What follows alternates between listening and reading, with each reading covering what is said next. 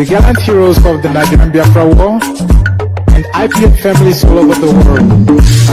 I remember the Nigerian Biafra War, in the thickness of the Biafra genocide. Hey, one man revived the vanishing hope to life. Let the great Biafra army to fight, and they were singing out.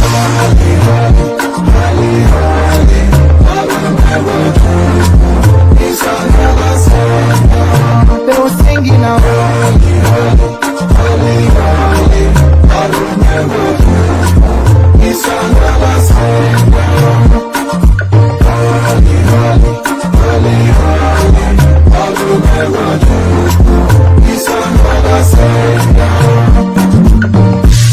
Many years after the genocide, whoa, yet another great leader has risen up now.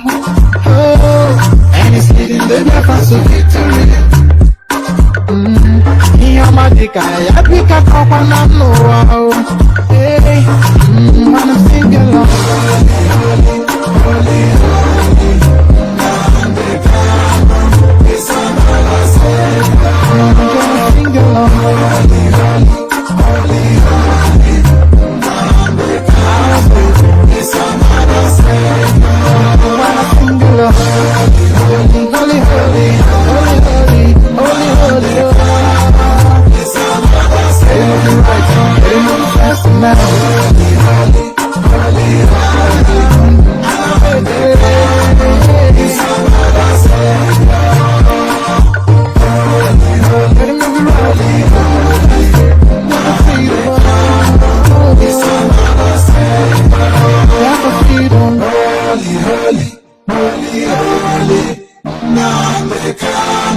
He's another savior.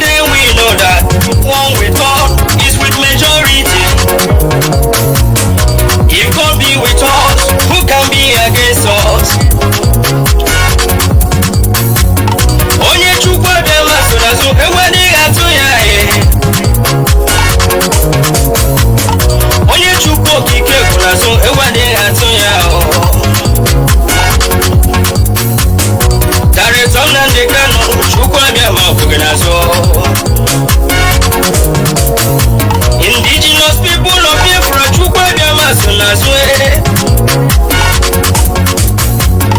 I can hear the Lord saying, do not be afraid of your enemies. The Boko Haram you see today, you shall see them no more. Hausa Fulani jihadists, you shall see them no more. Says the Lord Almighty, I am with you. We must get to the promised land. The promised land is called Biafra, the land of rising sun. Obodo Chukwu gọziri agọzi, obodo Chukwu chọrọ mma, obodo Chukwu mere eze.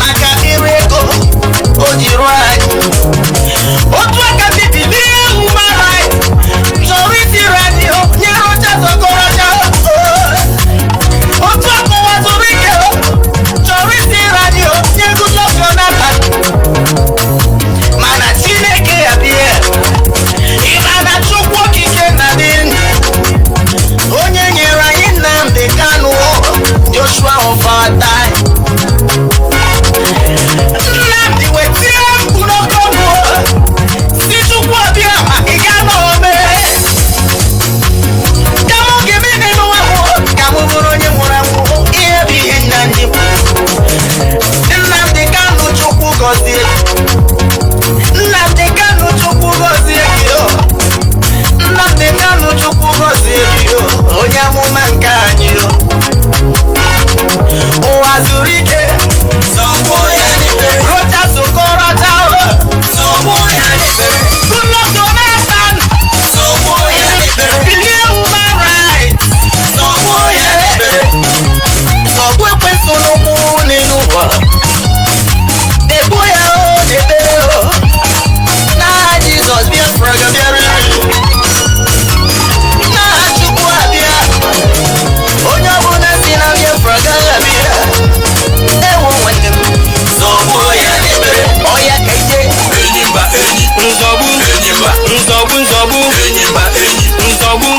Nzobu Buhari, Nzobu Sanusi, Nzobu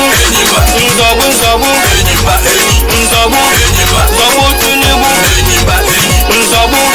Nzobu Hameji, Nzobu Rocha Sokrocha, Nzobu Oduzo Kanu, Nzobu British,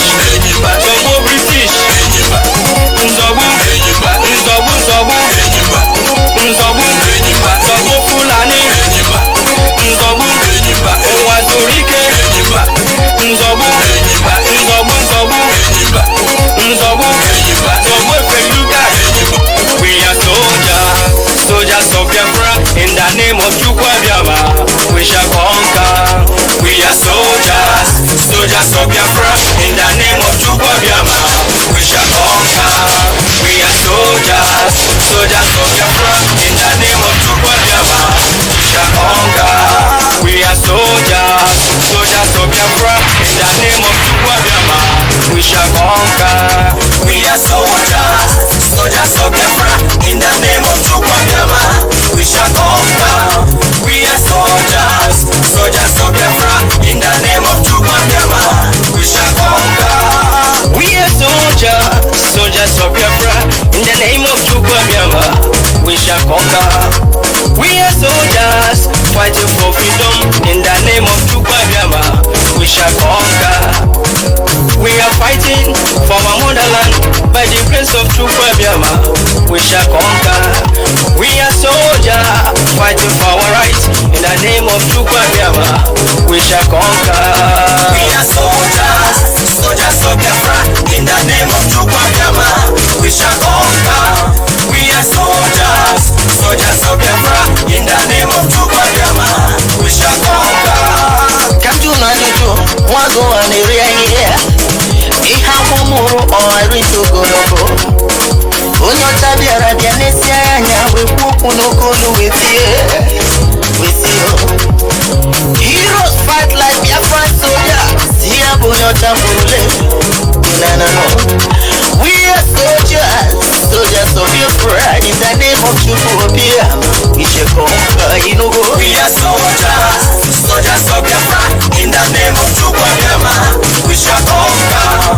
We are soldiers of Biafra. In the name of Chukwabiama, we shall conquer.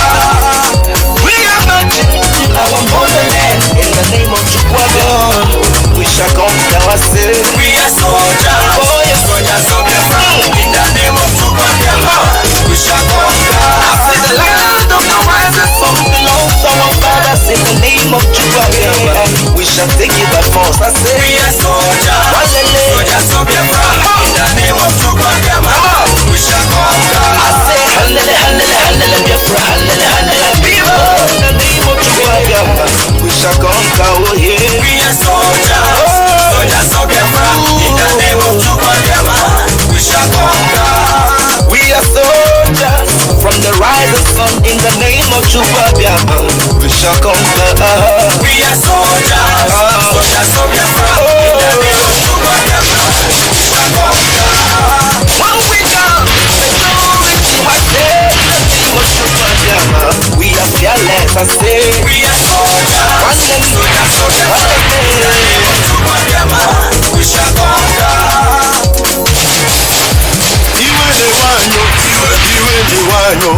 Iwe ne-wanyo na anyị chọrọ n'Biafra. Iwe ne-wanyo iwe na-ewu no na anyị chọrọ n'Biafra. Ụmụ Biafra iwe na-ewe anyị na anyị chọrọ obodo anyị. Anambra steeti iwe na-ewe ụlọ, Enugu steeti iwe na-ewe ụlọ, iwe na-ewe anyị na anyị chọrọ obodo anyị. Abia steeti, Rivers steeti, Ebonyi steeti na anyị chọrọ obodo anyị. Ebe ka unu si Biafra, ebe ka unu si Biafra, gai marapu Biafra, gawe boso gabiri, gai marapu Biafra, gawe boso gabiri. Biafra is my home. Ebe ka unu si Biafra, ebe ka unu si Biafra, gai marapu Biafra, gawe boso gabiri, gai marapu Biafra, gawe boso gabiri. Biafra is my home. In this platform, we are calling all the indigenous people of Biafra living in diaspora to come back home. Let us defend and build our motherland, the land of the rising sun, and stop developing other people's land while our land has been taken by our enemies. For Biafra land is the kingdom of God on earth, and we must fight with the last drop of our blood to restore this great nation, the land of the rising sun. All hail Biafra! All hail indigenous people of Biafra! All hail the land of the rising sun! Biafra must be restored. Biafra must live, and Biafra must survive by the name of Chukwu Abiyama. Ebe ka unu si Biafra, ebe ka unu si Biafra, gai marapu Biafra, gawe boso gabiri, gai marapu Biafra, gawe boso gabiri. Biafra is my home. They say the river cannot flow through the forest without bringing down trees. My dear people of Biafra, for many years we have been folding our arms, hoping that Biafra will come in a platter of big and honey called dialogue. What did we get in return? They kill our brothers, they rape our women, they behead our children, they bomb our churches when we go to worship Chukwu Abiyama. No. Enough is enough. We can't take this anymore. We must fight to defend our land, the Biafra we love. For he who wants peace must be ready for war. Ebe ka unu si Biafra, ebe ka unu si Biafra, gai marapu Biafra, gawe boso gabiri, gai marapu Biafra, gawe boso gabiri. Biafra is my home. My people of Biafra, I'm laughing at you. Are we not ashamed of worship less in a foreign land just to make a living? Are we not tired of marrying our mother's pets just to have citizenship in a foreign land? Are we not tired of running from police and immigration, jumping condominium, rusting in jail? Ebe ka unu si Biafra, ebe ka unu si Biafra, gai marapu Biafra, gawe boso gabiri, gai marapu Biafra, gawe boso gabiri. Biafra is my home.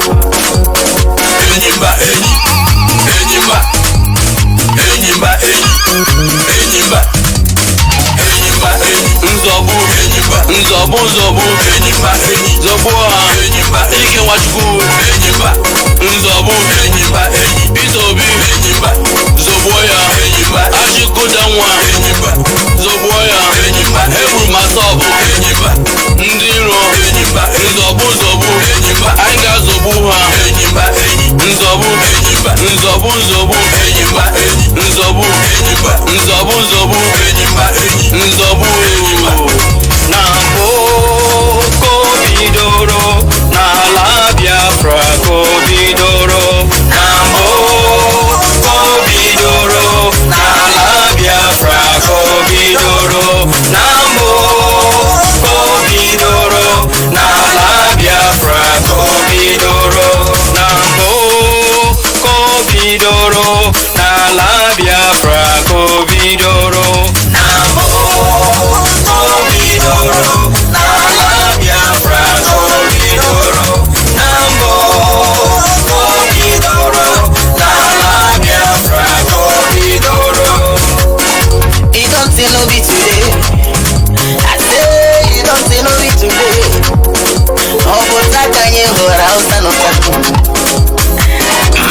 kajigo ya we babu.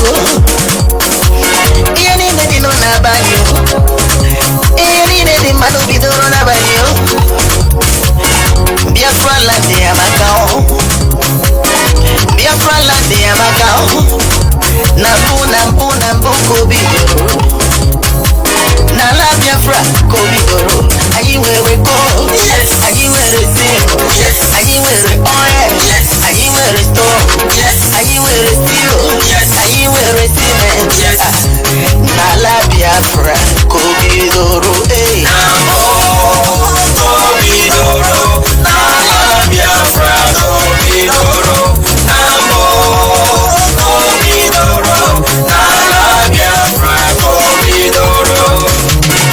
We came direct from God.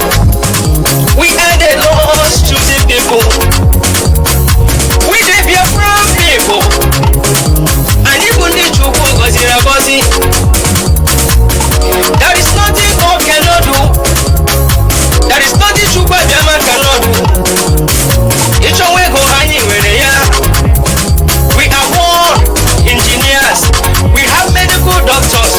We have medical practitioners. Biafra land is a settled land. Nambu kobidoro. Nala Biafra kobidoro. Nambu kobidoro. Nala Biafra kobidoro.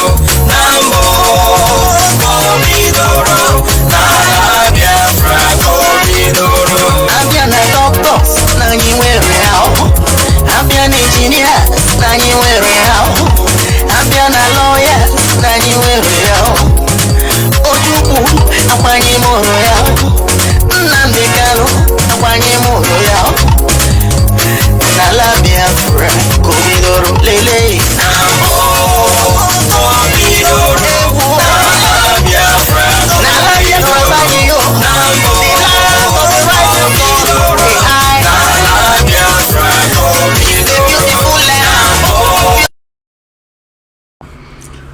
Good morning, wonderful people, great Biafrans, wherever you are, this very morning, afternoon, evening, or night. I welcome you to this very, should I say, special question and answer session on this very day, the second day of April, the fourth month in the year of almost High Elohim 2021. The time now is precisely 2 minutes past 7 a.m. in the land of Biafra. I said a.m., not p.m. I know we are accustomed to broadcasting in the evenings, that is in Biafra land. Therefore, some of you may become confused, but this is a live presentation this very morning. We are live and we are direct on all platforms. I repeat, on all platforms, that we may preach this very gospel to the understanding and hearing of humanity wherever they may be at this time. Allow me to welcome you, and as I do so, may I also encourage each and every one of you to welcome those who are around you. You can listen to us via Instagram, Mazi Nnamdi Kanu _official. We are on Instagram. We are live there. There are a lot of people there already. Eze Chinedu is there. Opara is there. Shedrack is also there. Kesia is there. Eduardo Chinedu is there. And very many people are there on Instagram. And I want Best Man is also there. A lot of people are there watching. We are also on Facebook. Best Man is also there. Facebook people are there watching. We are also on Facebook. Facebook with their suppression and restrictions, one of the most corrupt entities in the world. We are also there at Mazi Nnamdi Kanu. I'm broadcasting through a page that is not particularly well known, but I'm hoping this very morning that those of you who are there already will be able to spread this very gospel, that others may be able to join us on that very platform as well. We are on Twitter. If you go to my Twitter handle, official one, there are many fake ones being run by DSS, the Zoo State Police. Mazi Nnamdi Kanu is mine. If you go there, you will see it and you'll be able to join us. I'm sure we are the only ones who are streaming live this very morning on that very place. That's how you know which one is authentic and which one is fake. We happen to also be on satellite this very morning. We are on IPOB Community Radio app, which everybody must have. Everybody must download IPOB Community Radio. You must also download the authentic Radio Biafra app as well, so that you can participate and join us anytime we are live, as we are this very morning. We are going to pray a very brief prayer before we continue, but before we do so, I must reaffirm that I am Mazi Nnamdi Kanu, the leader of IPOB all over the world, the director of Radio Biafra and Biafra Television, and of course, by the very special grace of the Most High Elohim, a servant of the wonderful people of Biafra. We are gathered this very morning to preach this very gospel, of course, to take your questions, and hopefully I will be able to provide all the answers that you need. But right now, this very second, we are going to pray. And after praying, I will preach very briefly this morning to bring you up to speed as to what is happening with our beloved Eastern Security Network, the battle that is raging right now in and around Nsukka to dislodge terrorists, and what the Nigerian Army and police, and of course in conjunction with British High Commission, are trying to do in order to frustrate our efforts. This very morning, all over the world, people are going to listen to this very gospel as we preach it, and of course be able to learn from it. But before then, we must pray. Our lines are not open, please. I don't want anybody to call us now. Our lines are not yet open. That means you're not listening. Because if you're listening, there is no way you'll be calling us by this time. I know that some of us are very desperate to try to get their calls through. When our lines does open, please, I will take all your calls to the best of my ability. But this very morning, afternoon or night, depending on where you are, we must pray. And I'm going to pray in English language this morning, a very short prayer, a prayer prayed by Yeshua when he was on this very earth. A prayer extolling the supremacy and irreducibility of the Creator, in heaven. That upon that very name and name alone, everything that was created was made possible. Our Father who art in heaven, hallowed be thy name, thy kingdom come, thy will be done on this very earth in the land of Biafra as it is in heaven. Give us this day our daily bread, and forgive us our sins as we forgive those who sin against us. Lead us not into temptation, but deliver us from evil. For yours and yours alone is the kingdom. All power and glory is yours. This we acknowledge now and forevermore. He said, a very simple prayer, but one prayed by Jesus when he was on this very earth, acknowledging that only God Almighty in heaven is supreme. That was why he said, Our Father who art in heaven. We do not worship idol here. We only worship the one true God, and that is why we are going to prevail, and that is why Biafra will come in our time. This very morning, very speedily before our lines open to take your calls, I have a few things to bring to your attention. And not surprisingly, of course, the United States have now released what they call their country report on this zoological republic called Nigeria. The United States State Department, which is their foreign ministry, in charge of all their diplomats all over the world, including the U.S. mission in Nigeria. The reason why I'm touching upon this very briefly this morning is to bring to your awareness, or should I say, to bring to your attention once again what I have been saying all this while concerning the duplicity and complicity of most foreign missions in Nigeria. I told some of you, but you never listen. The thing about we black people is that we do not listen. We do not reason. We always fail to engage our brain cells each time we are pondering a very complex subject. I told all of you a while back, and consistently so, that the United States mission in Nigeria is corrupt. I told you that the British mission, of course, they are colonialists, that the mission of Britain, which is UK in Nigeria, headed by Katuna Lang, is to colonize all of you. I don't know what is wrong with us. I have no idea what is wrong with us. But I blame all of you for this very report that the United States of America released through their very corrupt State Department. I say it openly, without fear, no contradiction.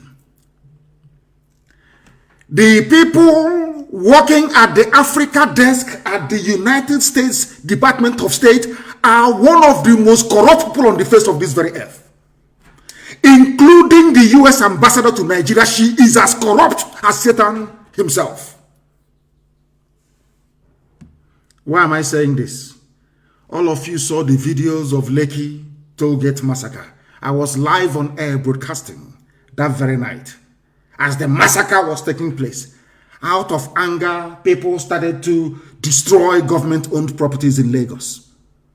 I have been warning you for very many years that anytime you have any ambassador from a frontline country coming to Nigeria, they always bribe them.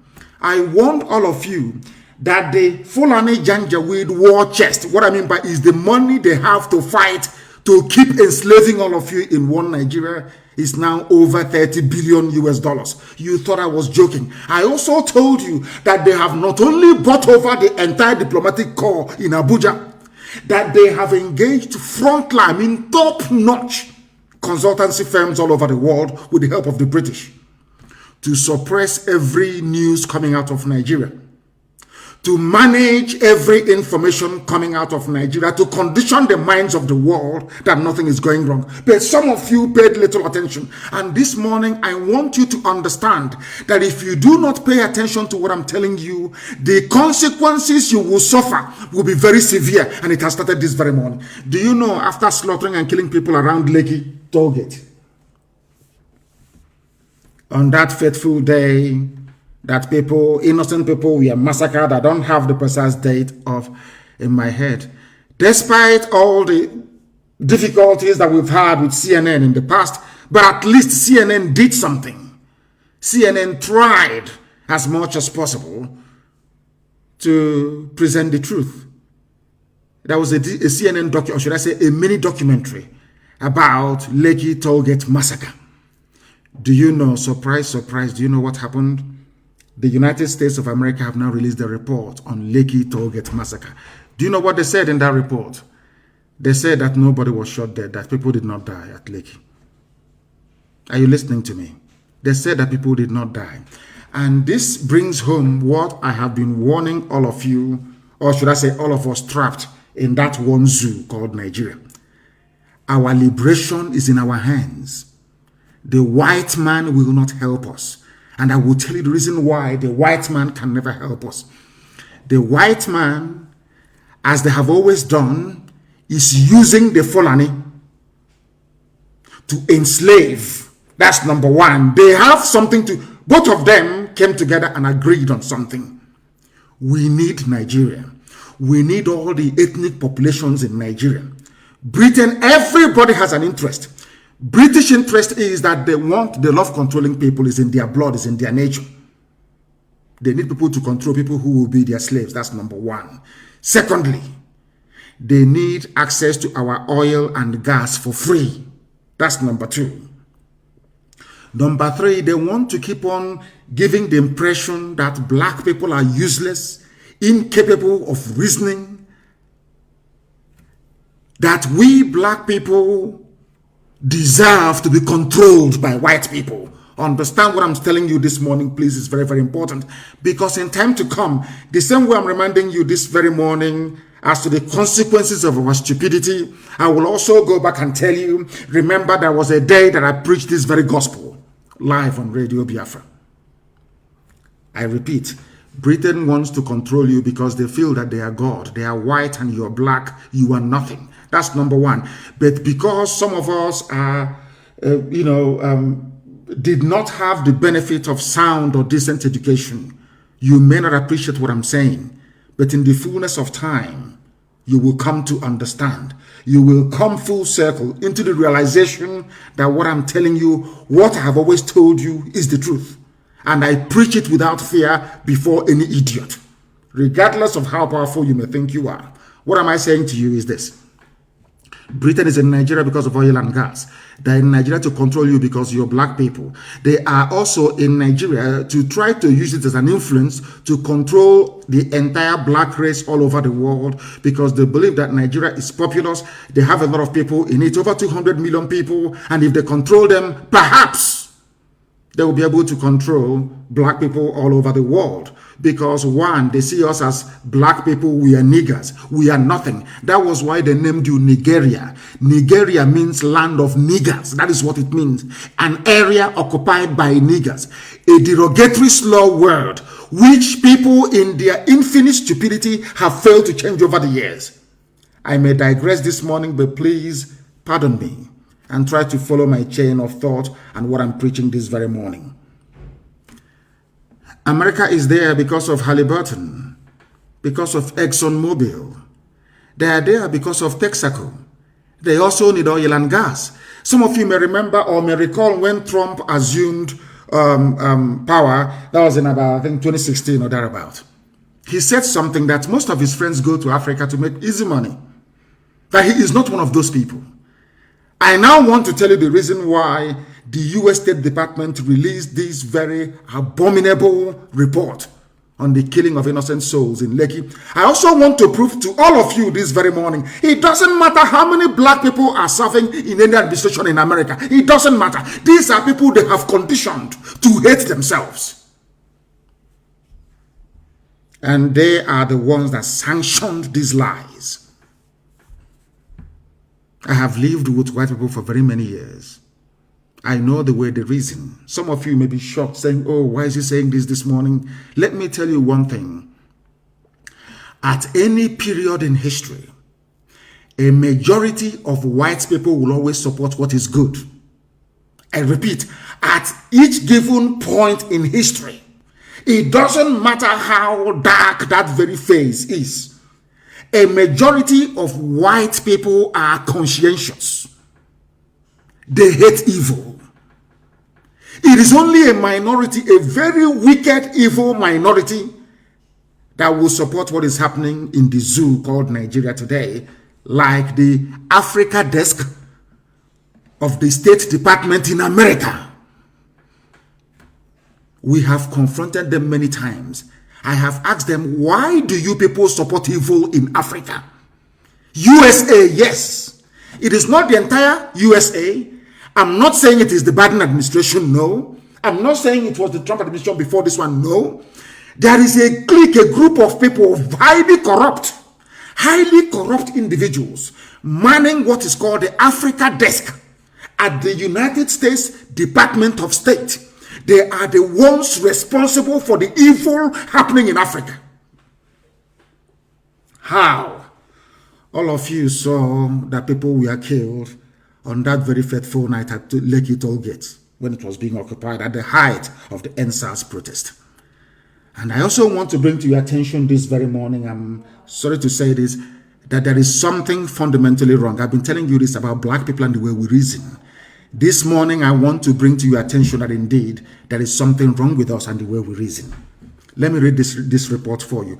It was only the Nation newspaper that carried it in the zoo, saying that United States of America disagrees. They do not agree that anybody was killed at Lekki Tollgate. Can you believe such a thing? Who was responsible? I'm not even blaming those in America. This is something I've been telling you all the time, but none of you do not want to reason. You don't want to understand. I said that the report they are given in America is compiled in Abuja by the U.S. ambassador and her team. It is anything they feed Washington that Washington will publish. And she is a woman. Now I'm beginning to understand the reason why should I say, Eve was used to deceive Adam. I never knew that women can be this evil and wicked. 2 women. I am sure had the US ambassador been a man, such evil, such report couldn't have been issued.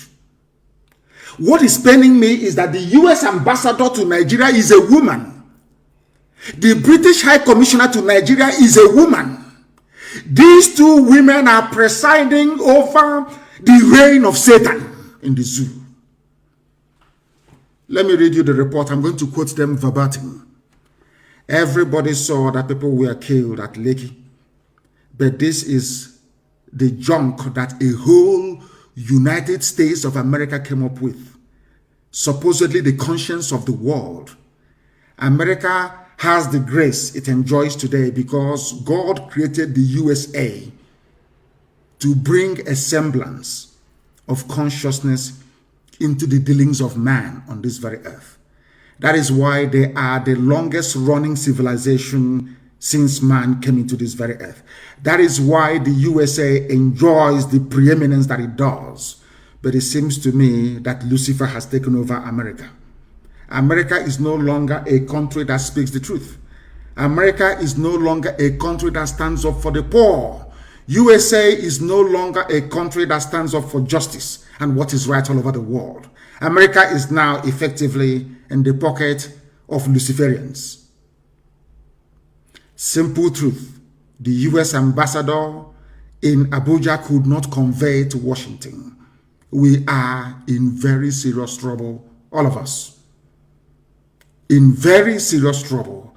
And unless we rise up now in a popular revolution, if we continue to prevaricate, if we continue to dilly-dally, if we continue to waste valuable time, we are all finished. I'll read it for you. The United States Department of State report on Nigeria. This is what it says. On October 20, members of the security forces enforced curfew by firing shots into the air to disperse protesters. America is writing this junk. The Lekki massacre that we all witnessed, America is telling us, they were not there. They're telling us that the army came and was firing shots in the air. I told you that Fulani has $30 billion. They have bribed the US ambassador to Nigeria. That is why this wishy-washy evil report was issued. They are all corrupt. All corrupt, all of them, they're all corrupt. I continue to read for you. Listen very carefully, please. They fired shots into the air to disperse protesters who had gathered at the Lekki toll gate in Lagos to protest abusive practices by the Nigerian Police Forces Special Anti-Robbery Squad, SARS.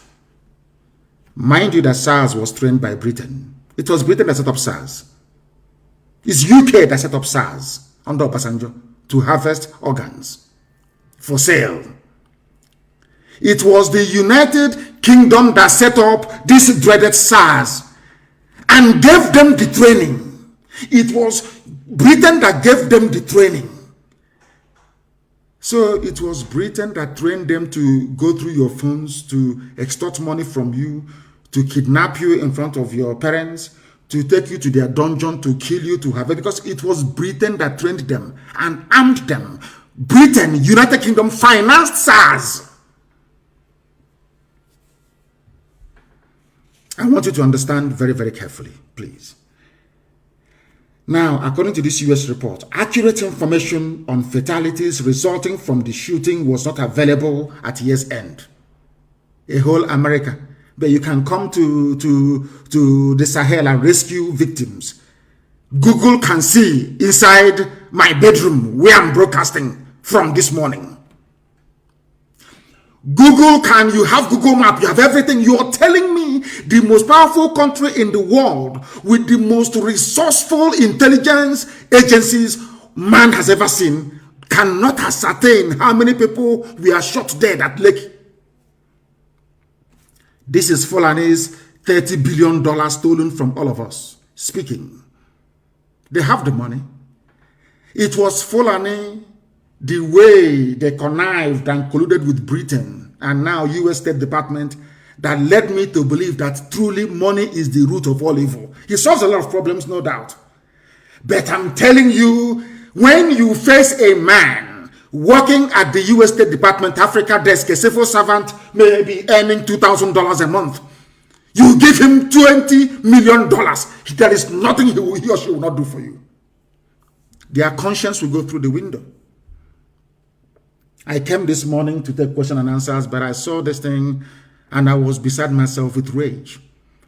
That is the same country now that we are fighting Fulani bandits in and around Nsukka. Everybody can see that the Nigerian army are aiding Fulani bandits. These are the people that went and massacred our people in Ebonyi. We found them where they are, in and around Nsukka. We engaged them. We engaged them. Nigerian army came to fight on the side of terrorists and killers. Nigerian army fighting beside terrorists and killers to kill the victims of Fulani massacre.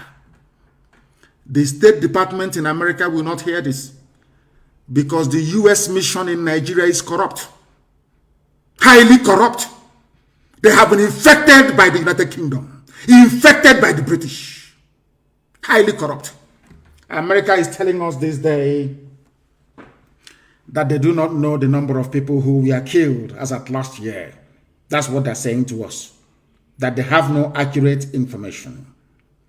Amnesty International, a reputable, renowned, very cautious and conservative NGO, or should I say human rights group, reported that 10 persons died according to this US report during the event, but they did not take what Amnesty said. The US State Department, the American ambassador now in Abuja, a woman, the US State Department Africa desk, not the whole US, Africa desk inside this, they are so corrupt that they could not even acknowledge the very conservative estimate given by Amnesty International. That is how corrupt they are. Amnesty reported, conservatively speaking, that 10 people were shot dead. Do you know that US State Department basically ignored that very report by Amnesty International? We continue. But the government disputed this report. So because Lai Mohammed, that even the USA knows is a liar, disputed the report by Amnesty International, that is the reason why America will not accept it, that people died at Lekki. Because Nigerian government said nobody died. That is why they didn't accept it. Unbelievable. They are now quoting the government own report. USA, America. The government reported 2 deaths connected to the event. One body from the toll gate showed signs of blunt force trauma, which means the army did not shoot this person that they acknowledged died at Lekki. That person died as a result of being attacked by those who have come to protest. His fellow protesters or her fellow protesters joined in beating him or her to death. Do you know why they're playing with us like this? This is an example of what they do when they come for their so-called election observance, electoral observers. When they come, they will see blatant fraud. They will go to Kanu and they will see that 8-year-old, 6-year-old kids are voting. They will see all the violence against Biafran people right across the zoo. They will see ballot box snatching, and all the rest of the crimes that is associated with electoral fraud in the zoo called Nigeria. They will write and say, the election was free and fair, bar for a few incidents of minor violence. I want to let people understand that if you're from any ethnic group in Nigeria, be you Duduwa, Biafra, or Kwararafa, Middle Belt, or wherever you come, even Hausa, that have been swallowed by Fulani, you must rise up to assert your right. You must rise up now to fight to be free. You remember over the years, during the time of John Campbell, America had a bit of conscience. They were in Lagos and in Abuja writing at least accurately, or should I say objectively, to the best of their knowledge about what is happening in the zoo. The more the years go by, the more the Fulani succeed in corrupting as many people as possible. They have corrupted AFP, an independent news gathering organization. They now issue fake news. They now fact check the same fake news that they issued. They are the ones to issue it. They tag Biafra or IPOB to it. The same AFP would now do fact check on fake news that they themselves released. They have bought over Facebook. All of you are aware of that. Very soon they will take over YouTube. And of course, they are about to take over Twitter. Because each year, black people in Africa, every year, you fail to act to be free. The more deeper the hole that you're digging for yourselves. We can never ever be free. I'm just telling you now, unless by some miraculous fate or divine intervention, the conspiracy, when I was reading this report, I was so shocked. The level of conspiracy to emasculate black Africa, the level of conspiracy to ruin us as a race of people, aided and abetted by fellow black people. Shocking. America said, they didn't even acknowledge. They said, Amnesty said 10 people were killed. Nigerian government said only 2 were killed. And out of those 2, 1 suffered signs of trauma, which means that person was not killed by the army. A second body from another location in Lagos had, from another location, look at how America is lying for Nigeria. From another location, not at Lekki Toll Gate. Should I continue this broadcast this morning? Or should we go back and start prayer and fasting, asking God, what did we do wrong? Why this level of humiliation? Why did you create a people? Did you create us to be servants? Did you create us to be... What did we do wrong? What is it about black people that you hate us so much? What is it? What have we done? I'm asking God this morning that blatantly, a country like USA, I think what we need to do is, I don't know if we are allowed to take the US State Department to court in America to justify this very report. I don't know if their laws allow us to do that. I will ask my secretary if there is any law that can allow us to challenge this report in a court of law in America where all the evidence will be made manifest. They're telling us that USA is telling us that Nigerian government said 2 people died. 1 at the scene of the protest at the toll gate from blunt force. Listen carefully. I don't know how to explain to people to understand. How do I explain this that the brain of a black man can understand what I'm saying? In what way can I explain this? I'm asking you people how. Now listen, America is effectively absolving Nigerian army of any blame for the shooting at Lekki Toll Gate because they know that the person that actually gave the order to kill the protesters is Katrina Lang, the UK High Commissioner to Nigeria. That afternoon she was with Tinubu.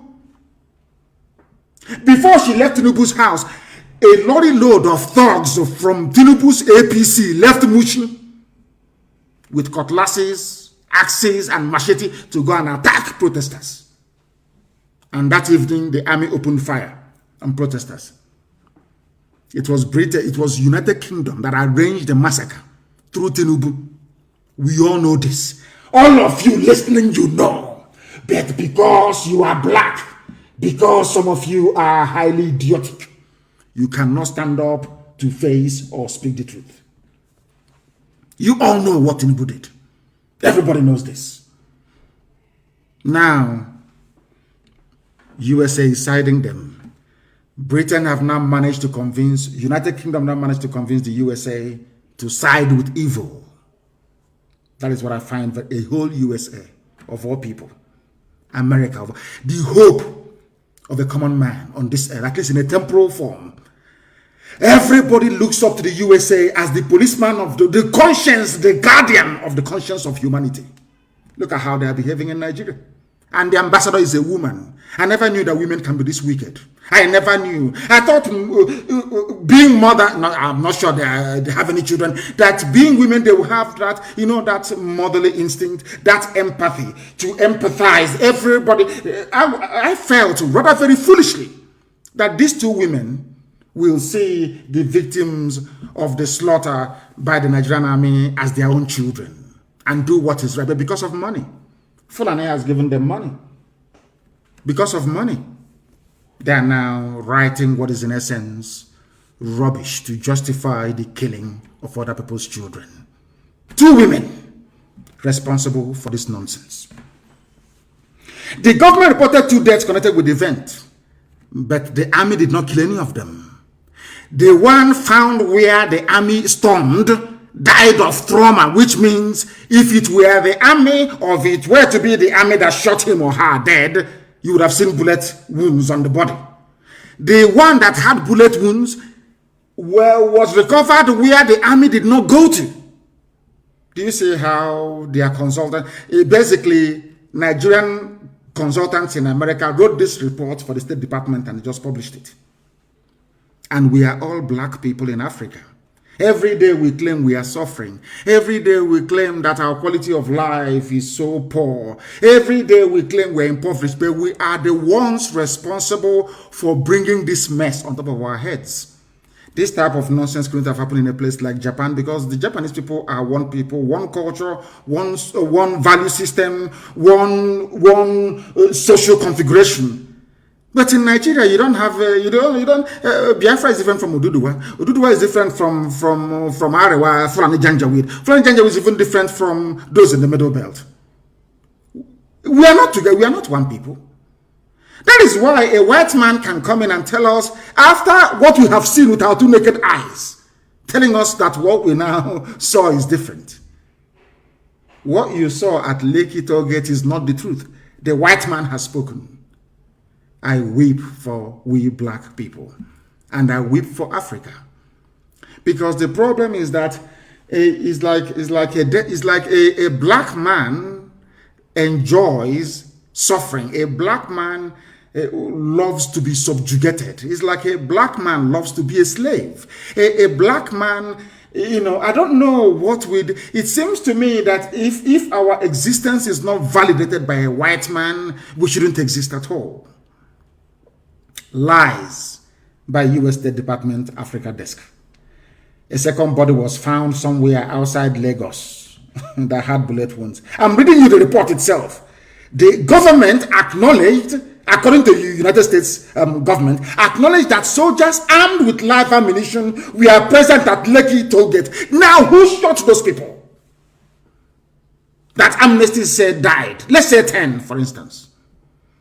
It's still not the army.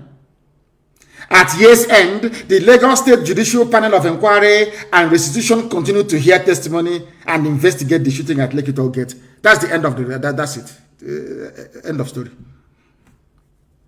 And let me tell you how evil these people are.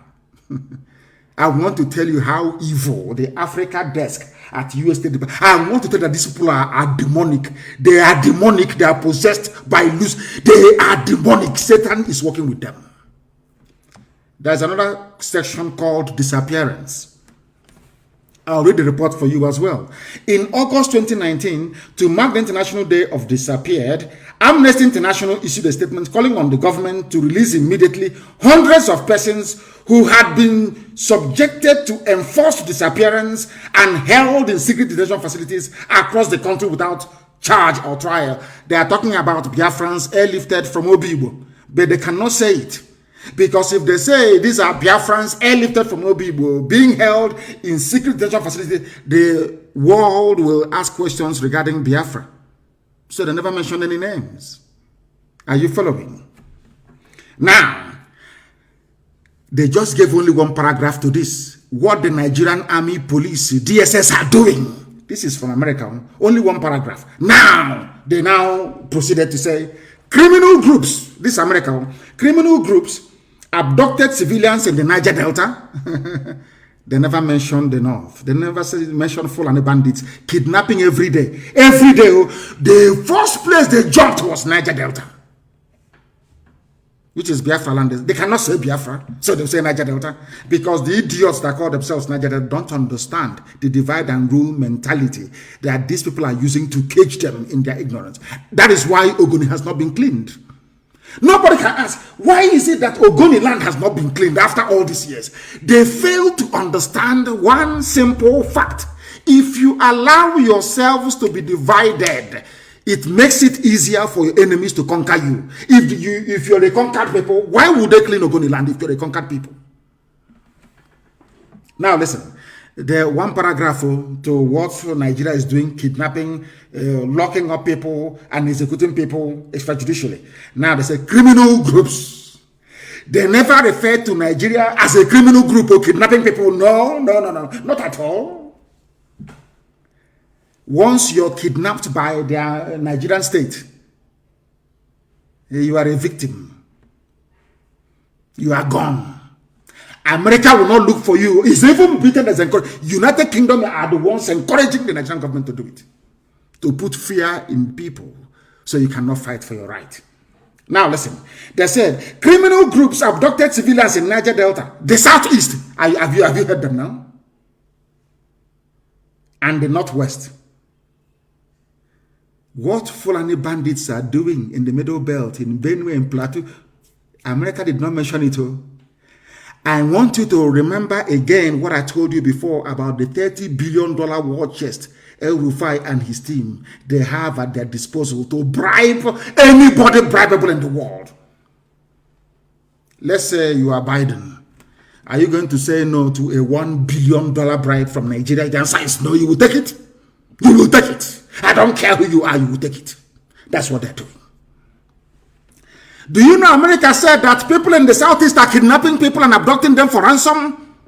I want the US ambassador to tell me the day that any group from the East, I mean Biafra land, kidnapped anybody and said pay us ransom. Where? What date? They don't have any. But we are here. They said we are bandits. Do you see how they lie? And this report, because it was written by white people, you know, they see we black people as liars, and so sometimes with some justification, of course. Because this report was written by white people, it is gospel. You understand? Nobody can question it. It's by whites now. You're a nigger, you're black. Who's going to listen to you? Nobody. After all, as their warped reasoning convinces them, you're black because God hates you. That's why you're black. That is why every other race can climb on top of you and do whatever they want to do, because you're black. And moreover, you hate yourselves anyway, and you cannot reason or think properly. America is now saying Niger Delta, Southeast, which is Biafra land, and the Northwest, not Northeast, we are the rages. We are full and banditry is in abundance, often to collect ransom payments. And I want to ask the US ambassador, when did you hear that anybody collected ransom in the Southeast? Or South for that matter. When? Where? When? In the last year. This is your yearly report. When? But you have put us here. So when diplomats are reading this all over the world, they say, oh, there are bandits. Also, Igbos are bandits as well. Now, are you following me? Now, do you understand the game they are playing? You have to be intelligent to understand how these people play this game. Some of you may see it as just a report. It's just a report by State Department, and you dismiss it. We are not dismissing it. We are taking it very seriously, because we have no criminal groups in the East. None whatsoever. And nobody collected any ransom. None whatsoever. He said, and now, listen carefully, they said, now, for example, they now want to give example. America wants to give you an example of these criminal groups they're talking about in Niger Delta, in the Southeast. For example, they now gave an example with what is happening in Katsina State. Not in the Southeast.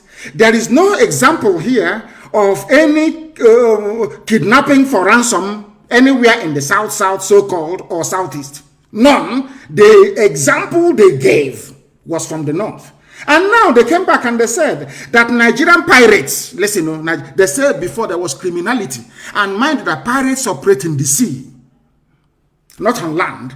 But when they were talking about criminal groups, they said that these criminal groups were based on the ground. Now, when they want to give us an example as to what these criminal groups may have done, they gave us an example with piracy in the sea. And piracy is being done by Fulani people in Nigerian Navy. They are the ones doing the piracy. You see, these are Janjaweed, this Fulani, is naval, the zoo naval officers, the criminal elements amongst them who are doing piracy. Not any Biafran. But of course, US wrote it down. They said other parts of the country also experienced a significant number of abductions. Prominent and wealthy figures were often targets of abductions, as well as religious leaders, regional government leaders, police officers, and all the rest of them. They gave us another example. The Emir of Potiskum, Alhaji Umar Bubaram, and his convoy were attacked. They did not give us an example. This was last year of anything that happened in Biafra land. But they criminalized all of us. That's how they roll. Now you understand it?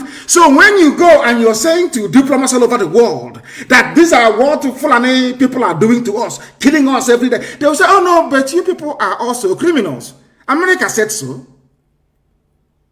It's called equalization. So from being on the offensive, you now become defensive. And now you can now see how United States Africa Desk is trying to justify Fulani banditry in Biafra land. Because if you're chasing them, all of you are criminals. But we should fold our hands and allow them to attack us as they have done repeatedly, both in Ebonyi and also in Enugu State. That was why Sahara reporters of all people said that Nigerian army currently engaging ESN operatives in gun battle in Nsukka. And I have said this thing to Yoruba journalists all the time. You people are the cause of the suffering of all our peoples today. All ethnic nationalities, the journalists you have in Nigeria, you people are the problem. You people like the United States Africa Desk inside the State Department, you people are making it a lot more easier for our conquerors to come in to conquer us. ESN is not in any battle with Nigerian army in and around Nsukka. No. We are battling Fulani terrorists. Now the Nigerian army came and joined them because that was their plan from ab initio, to come to take over our land. Do you understand? They gave military uniforms to Fulani terrorists. They are not army personnel. They are terrorists. I don't know why Sahara reporters will say that this is of Nigerian army currently engaging ESN. No, not at all. ESN is engaging Fulani terrorists that have come to rape, to kill, to pillage, to take over our land. And we have said no to that. They are the ones we are battling. Nigerian army now joined them, or should I say gave them army uniforms, gave them weapons to be fighting indigenous people. America will not report this. Now, if America will not report it, we force them to report it. Let me tell you one thing that you do not know. When ANC was fighting for liberation of the black people in South Africa, they were called all sorts of names. Successive US governments put ANC on the terrorist watch list. Margaret Thatcher was insistent that she would not speak to Nelson Mandela, that Nelson Mandela is a terrorist, or was a terrorist then. Did it stop South Africans from becoming free? Do you know one thing? Because they knew what they wanted. They were very tenacious. They were insistent. And to their credit, they engaged white people, especially in the UK, to fight their cause for them. It wasn't black South Africans or black people in the UK that fought to collapse apartheid. No, white English men and women, white Scottish men and women, white Welsh people, white Irish people came out and said evil is evil. And apartheid fell. That is the mode, that is the mindset we must have at all times.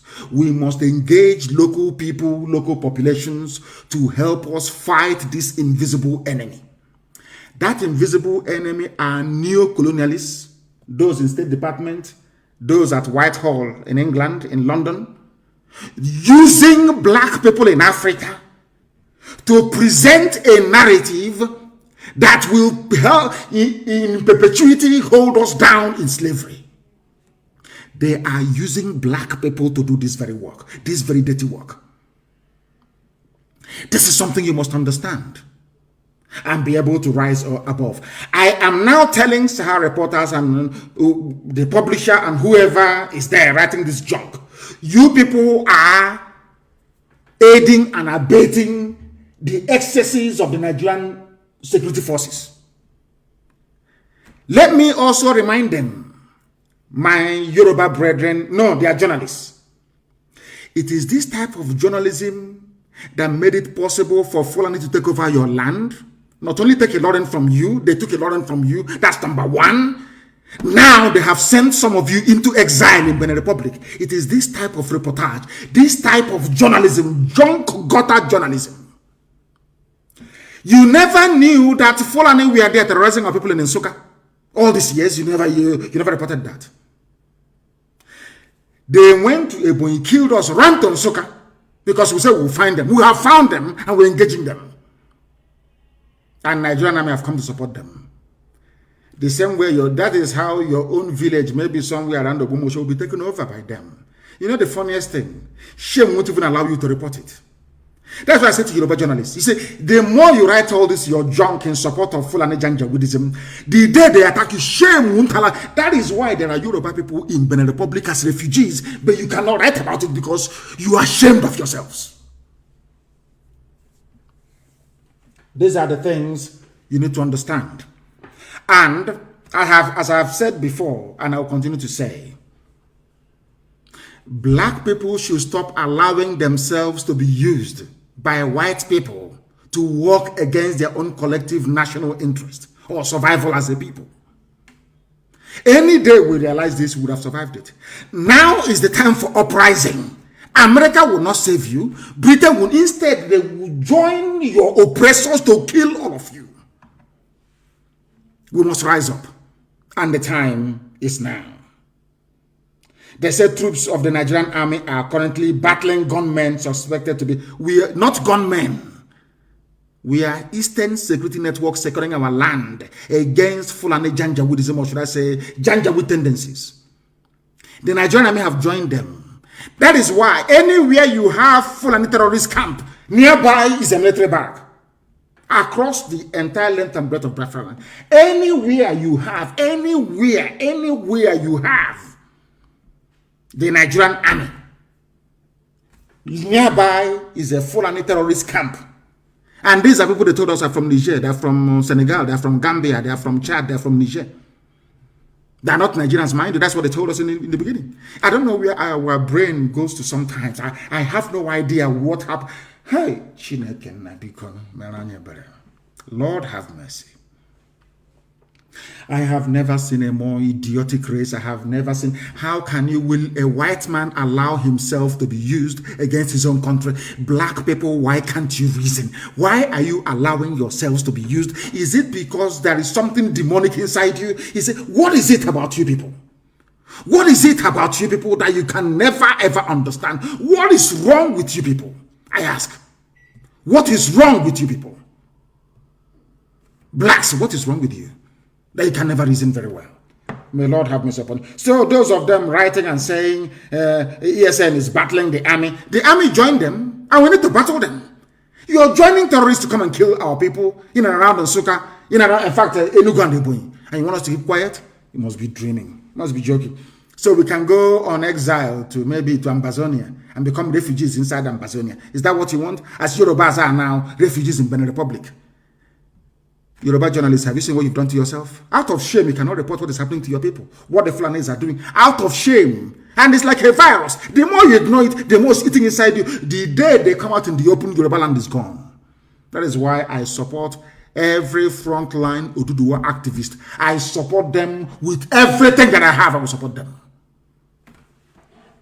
They are the ones that have realized that you people are in trouble. But an average, corrupt, idiotic Yoruba journalist have still not realized what is happening. They don't know. The Ibagani Adams of this world and the Wohos of this world, they have come to realize what is going on. But your average Yoruba journalist is still living in a fool's paradise. In a fool's paradise. That's something you must understand. So I want to correct this stupid thinking that we are battling the army. No, we are battling terrorists. If they're in Nigerian military uniform, if they're in front of us, ESN will battle them. ESN will battle them. All that time they were saying, oh, don't form Amoteku. Amoteku is bad. Yeah, our country, our unity, our unity. They were busy planting Fulani terrorists in Yoruba forests. You don't know that? Has it not come out now in the open? By the time they realized it was too late. Now Amoteku is incapacitated. That's idiot weak.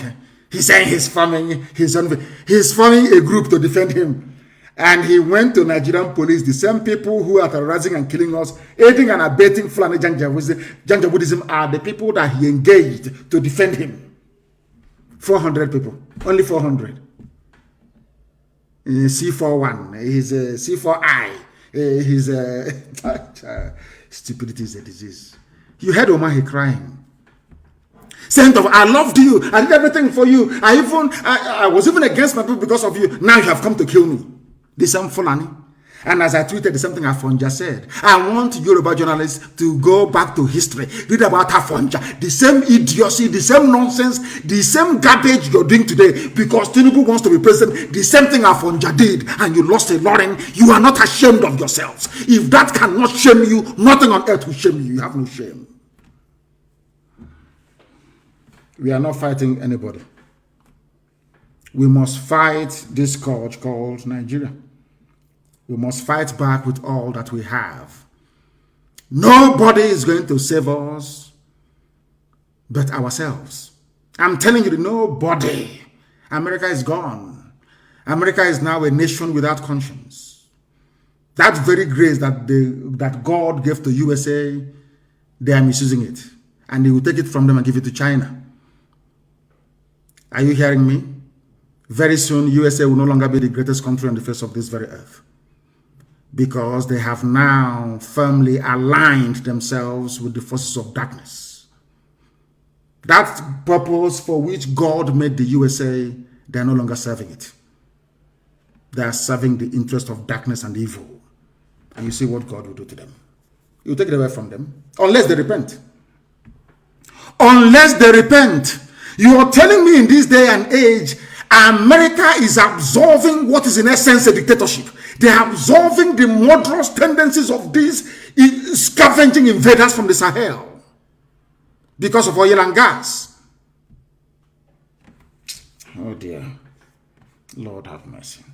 We are confronting Fulani terrorists from the Sahel and all their sympathizers in the army, police, and the navy with the help of the British. We must face them. And as I pray every day to Elohim, we are in your hands, we are your children, you created us. Ihechiowa is in the land of Biafra. The land where the light of God shines. That's the meaning of the word. Ihechiowa in Arochukwu. Ihechiowa. The land where the light of God is shining. Anything you like, you can do with us.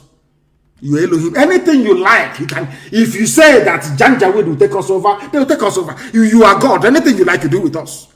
And I never knew who I was before I was born, or I gained consciousness maybe around the age of 4 or 5. I was aware of my surroundings.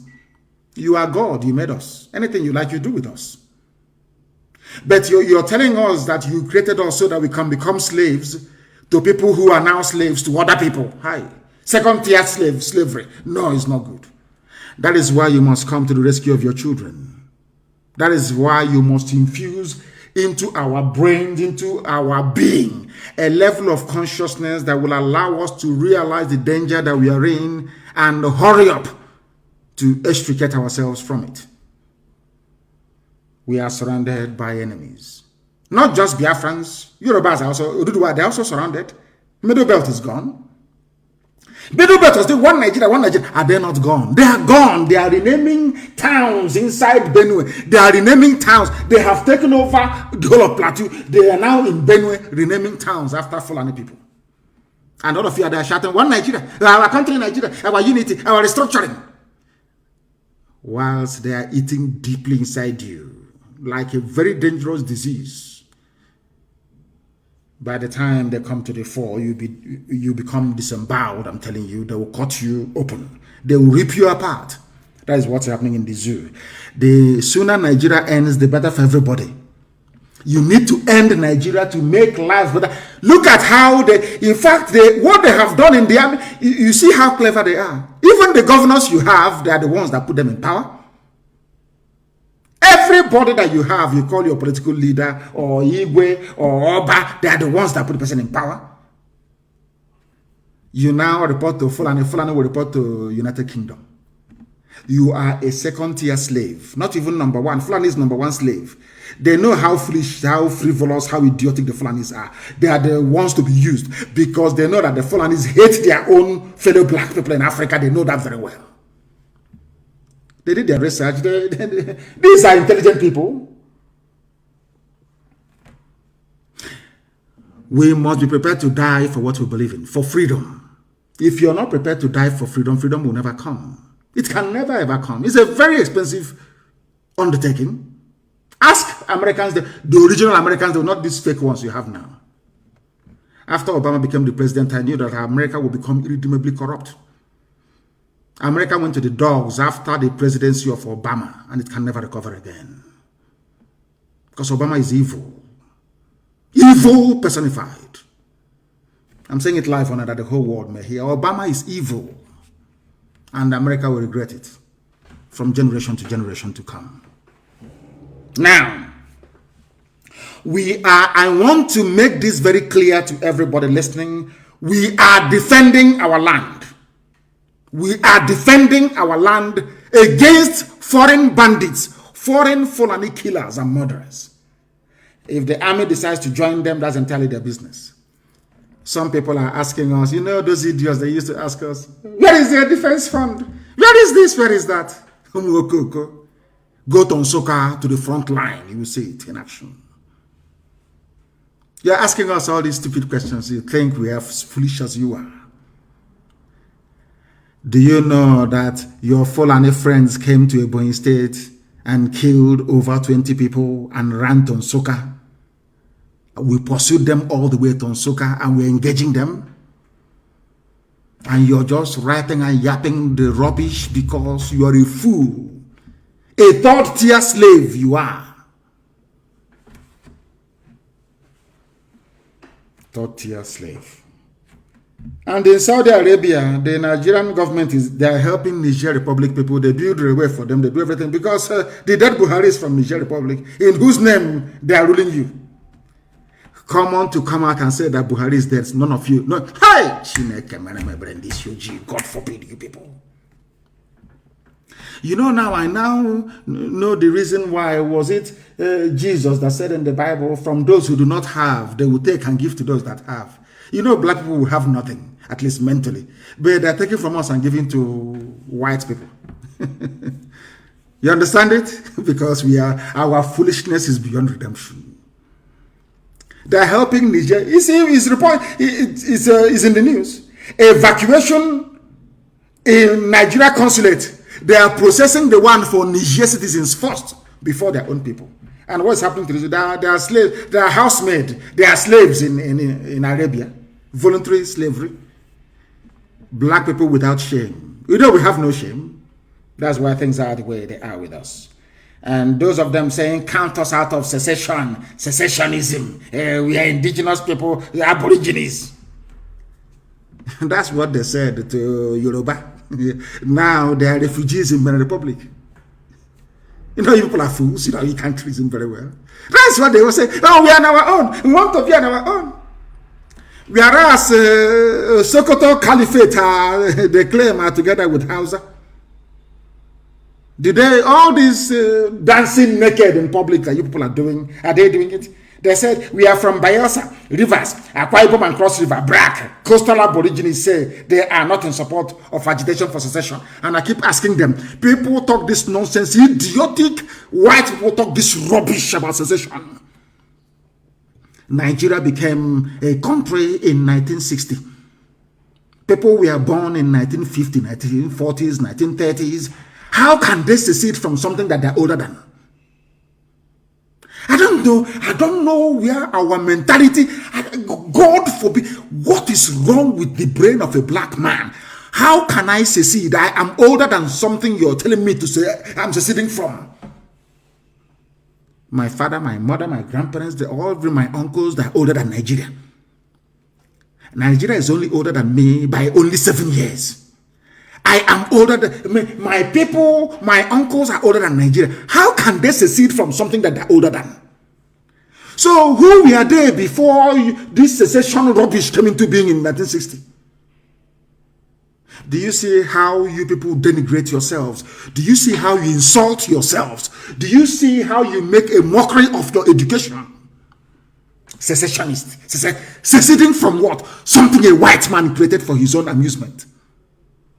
How about my grandparents? How about my ancestors? Where are they from? I ask you.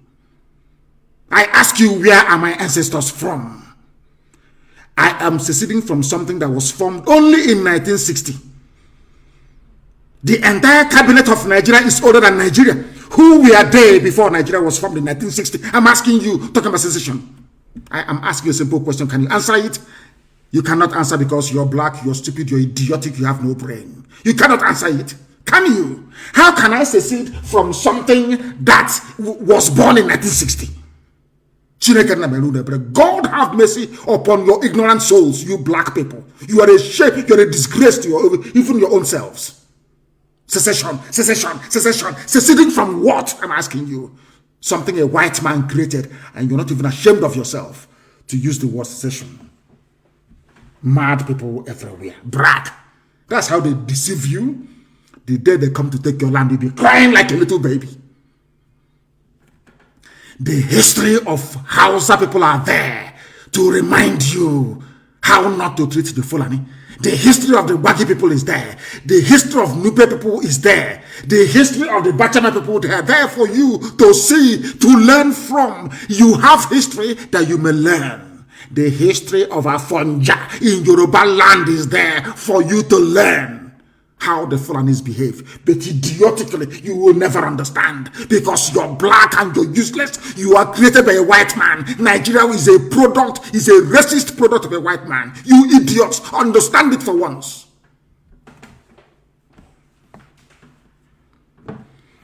I have a few announcements to make. Some people are saying, before the announcement, some people say, Tinubu went to the north. I said, Yoruba and Fulani, they are one. We are one people. Somebody said the same thing a while ago, and the Lordin is gone. Kwara is gone. They've taken it. Yet you cannot reason. You cannot think. Yoruba and the Fulani, they are one. If Yoruba and Fulani are one people, why did they not allow Awolowo to become the Prime Minister of Nigeria or the President of Nigeria if they are one people? If they are one people, why did they not allow Abiola, who was even a very close friend of all of them? He was also a Muslim like yourself, Tinubu. Why did they not allow Abiola to emerge? They only allow the fool they feel comfortable with to emerge, like Obasanjo.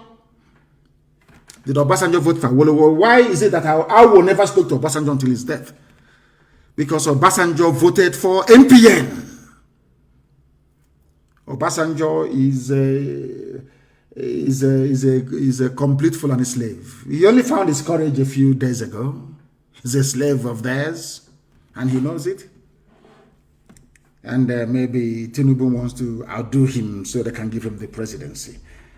Stupid idiots everywhere. He said he went there because they are one, and they must remain one because they are in-laws. Your son is married to our daughter. And I want to ask them, Oshomole, the wife of Oshomole is from Cape Verde. Is that not correct? Oshomole is a beautiful wife. From Oshomole, the monkey of Edo, is from Cape Verde. Now, is Oshomole going to say, because I'm married from Cape Verde Islands, let us be one country with Nigeria? Or Cape Verde should be a part of Nigeria? Do you see how they reason? What is it that the Yorubas have in common with the Fulani? Absolutely nothing. You're not even the stupid religion. Because a Yoruba Muslim is more urbane, more sophisticated, more learned than the stupid Janjaweed idiot from the Sahel. You have nothing in common. But because you want power and access to oil. It reminds me of Apapa Wharf and Tinkan Island. I remember when some, I will say, you know me, I speak the truth. I remember when some Yoruba people, out of spite against the Igbos and Biafra at large, they did a deal with the Fulanis. The only way we can allow, with Babangida actually, the only way we can allow the capital to move from Lagos to Abuja is if you say that every major freight coming into Nigeria must come through Lagos, so we can make money. Babangida agreed. They had a deal. They moved the capital to Abuja and then said that only Lagos seaports, the Tinkan and Apapa, will handle all commercial shipping into Nigeria. Today, there is gridlock. Today, they are choking. Today, they are begging. But you will not have one Yoruba man come out and say, open Warri Seaport, open One, open Iguacha, open Calabar. Never. They will never say it. But Apapa is choking. Every day is choking.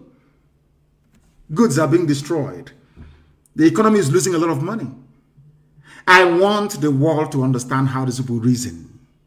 I speak the truth always. It doesn't matter who you are. As I've told the U.S. State Department, their Africa desk, they are more corrupt than Mobutu Sese Seko. They are white people, but they are as corrupt as Lucifer himself.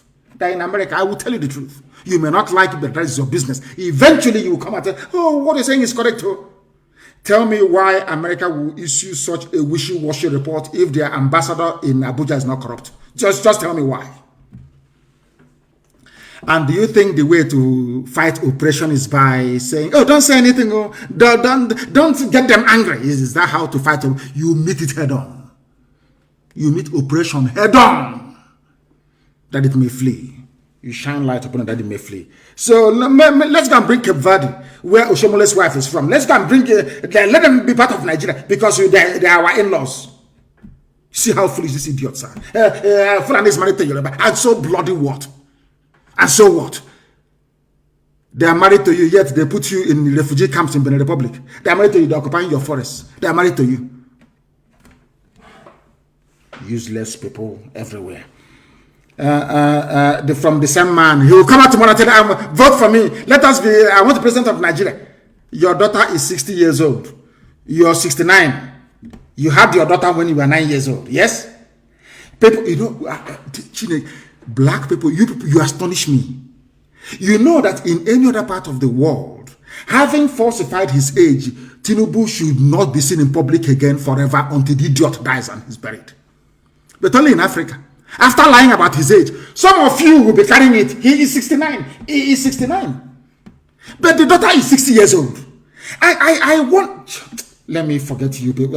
You people, you make me sick. I just want to remind you of one thing. The first person to recognize that Nigeria should break up was a Yoruba man. I tweeted it. His name is Modiyu Adeniyi Oshinowo. 27 years, and he was killed by Fulani. Of course, he was killed. I want Yoruba journalists to understand what I'm telling them today. Of course, you are black, so that you know the evil nature of a black man will not leave you. That part that wants to betray, you want to serve another god. You know that thing. You know that thing in us. You know we love foreigners. We want to serve them. We want to bow before them. Once you're white, you are God. Even if they bring the picture of a dead actor, the actor telling you, "I'm not Jesus," you say, "Of course you're Jesus. I'll bow before you. After all, you're white." You know that mentality in we useless black people that is afflicting some journalists. I want Yoruba journalists to understand this morning, afternoon, or night, depending on where you are.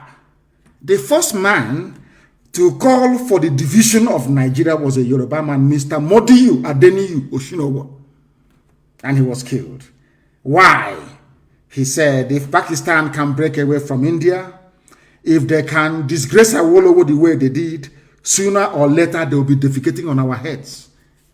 They will be using our head as a WC, as toilet.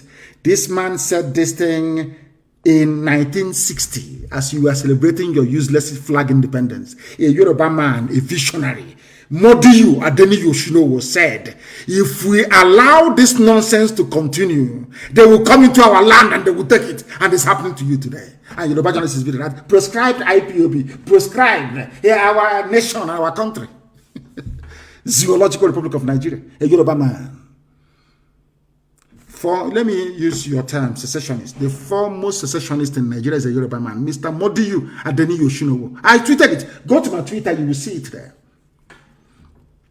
Because you don't know history, you have no regard for knowledge and education. But here we educate you, we enlighten you, we bring to your understanding things that you would rather not know about. You run away from it, we bring it to your attention. Pakistan was with India, Bangladesh, all of them. Very soon Kashmir will be free. We are not one people. Why don't you get into your skull?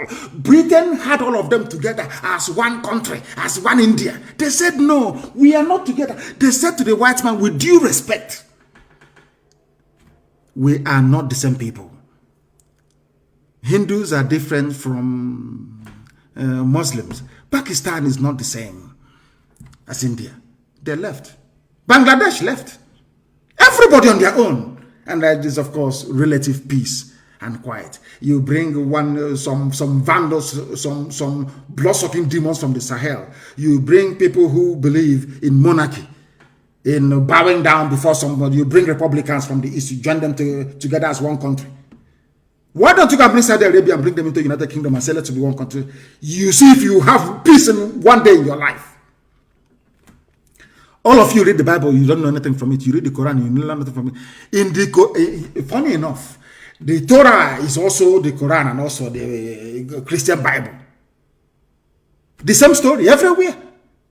You are in the Quran, you claim you are Al-Majri, you claim you are Janjaweed, you are Islam, you go to Mecca, you come back. But in the same book you're reading, Abraham called the nephew Lot and said, if we continue to stay together, your cattle is expanding, mine is expanding, your household, one day there'll be a clash. The same way they're not having a clash between Fulani bandits and Eastern Security Network.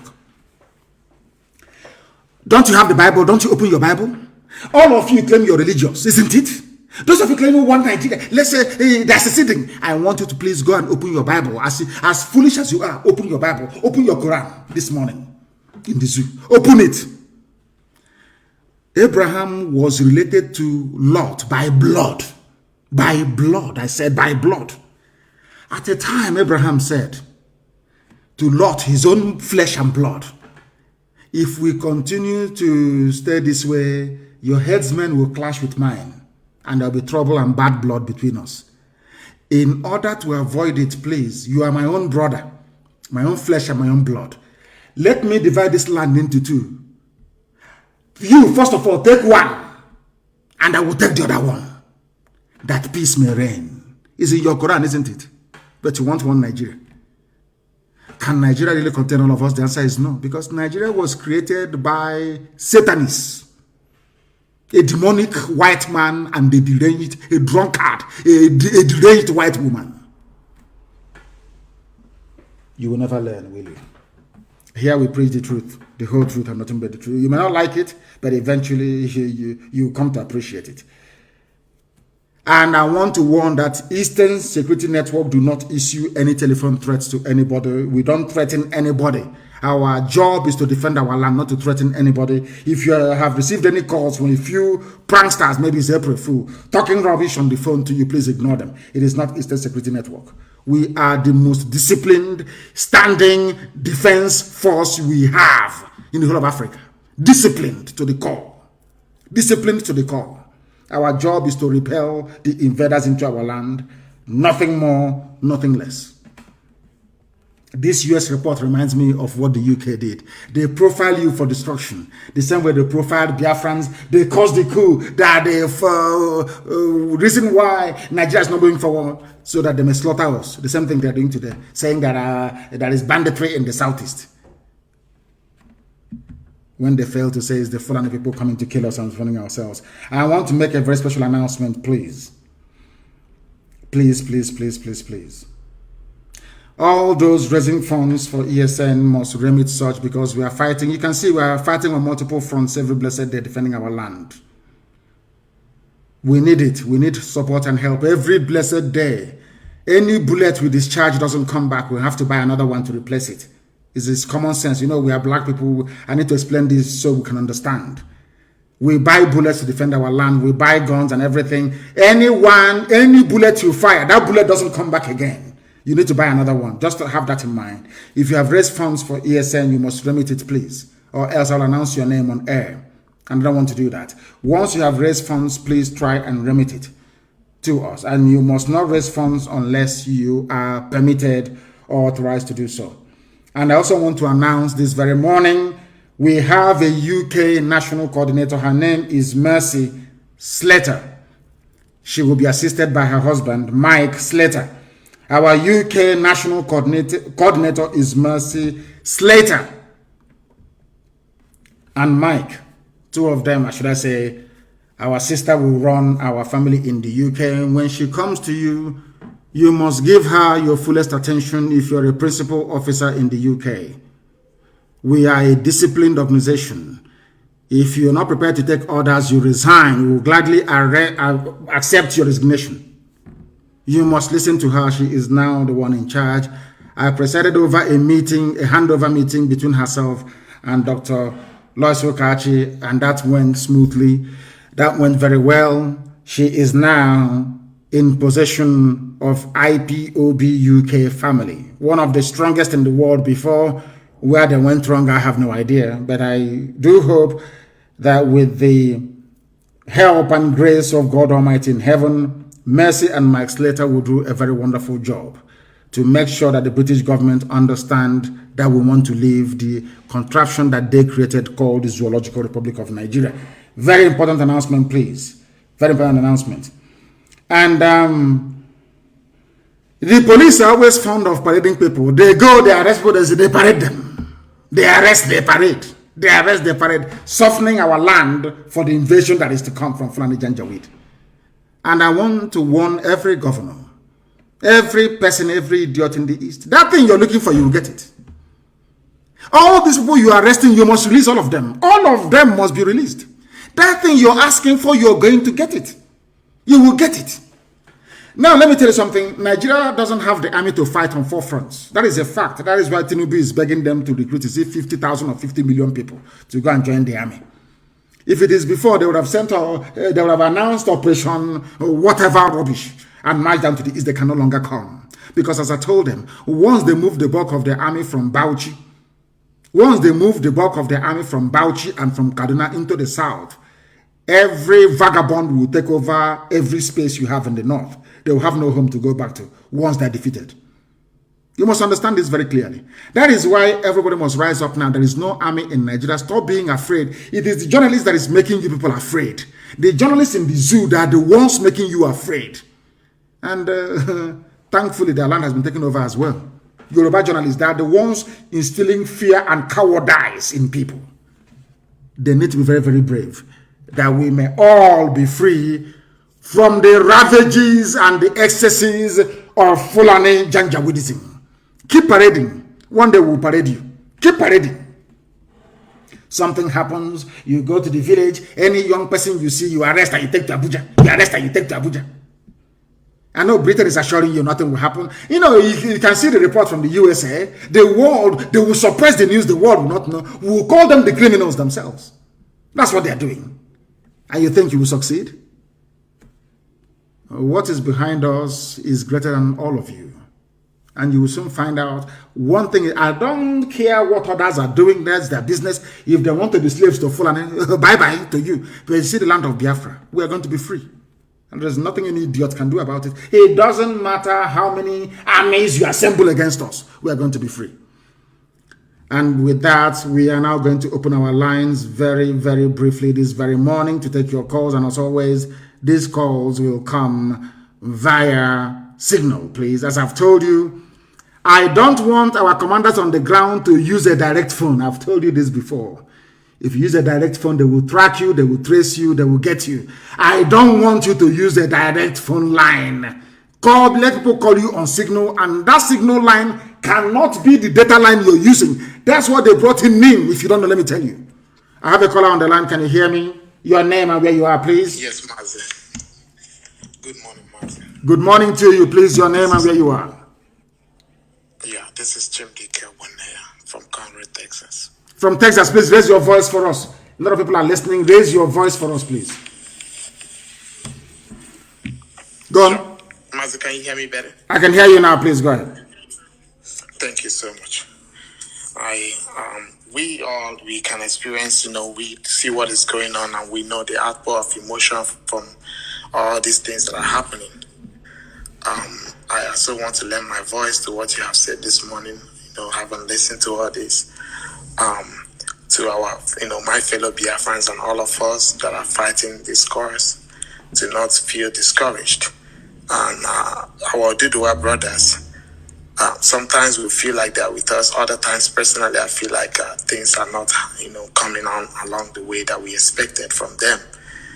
But with this report from the U.S., it is already evident that we have to fight as a people and not bother about whoever we feel is supporting us and whether they are with us all the way or whether they're not.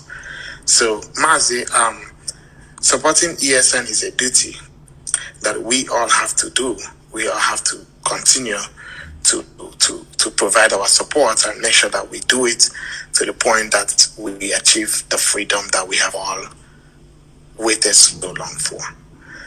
I wanted to ask again, Mazi, please, is it possible that we can all, the IPOB and every Biafran in the US, petition our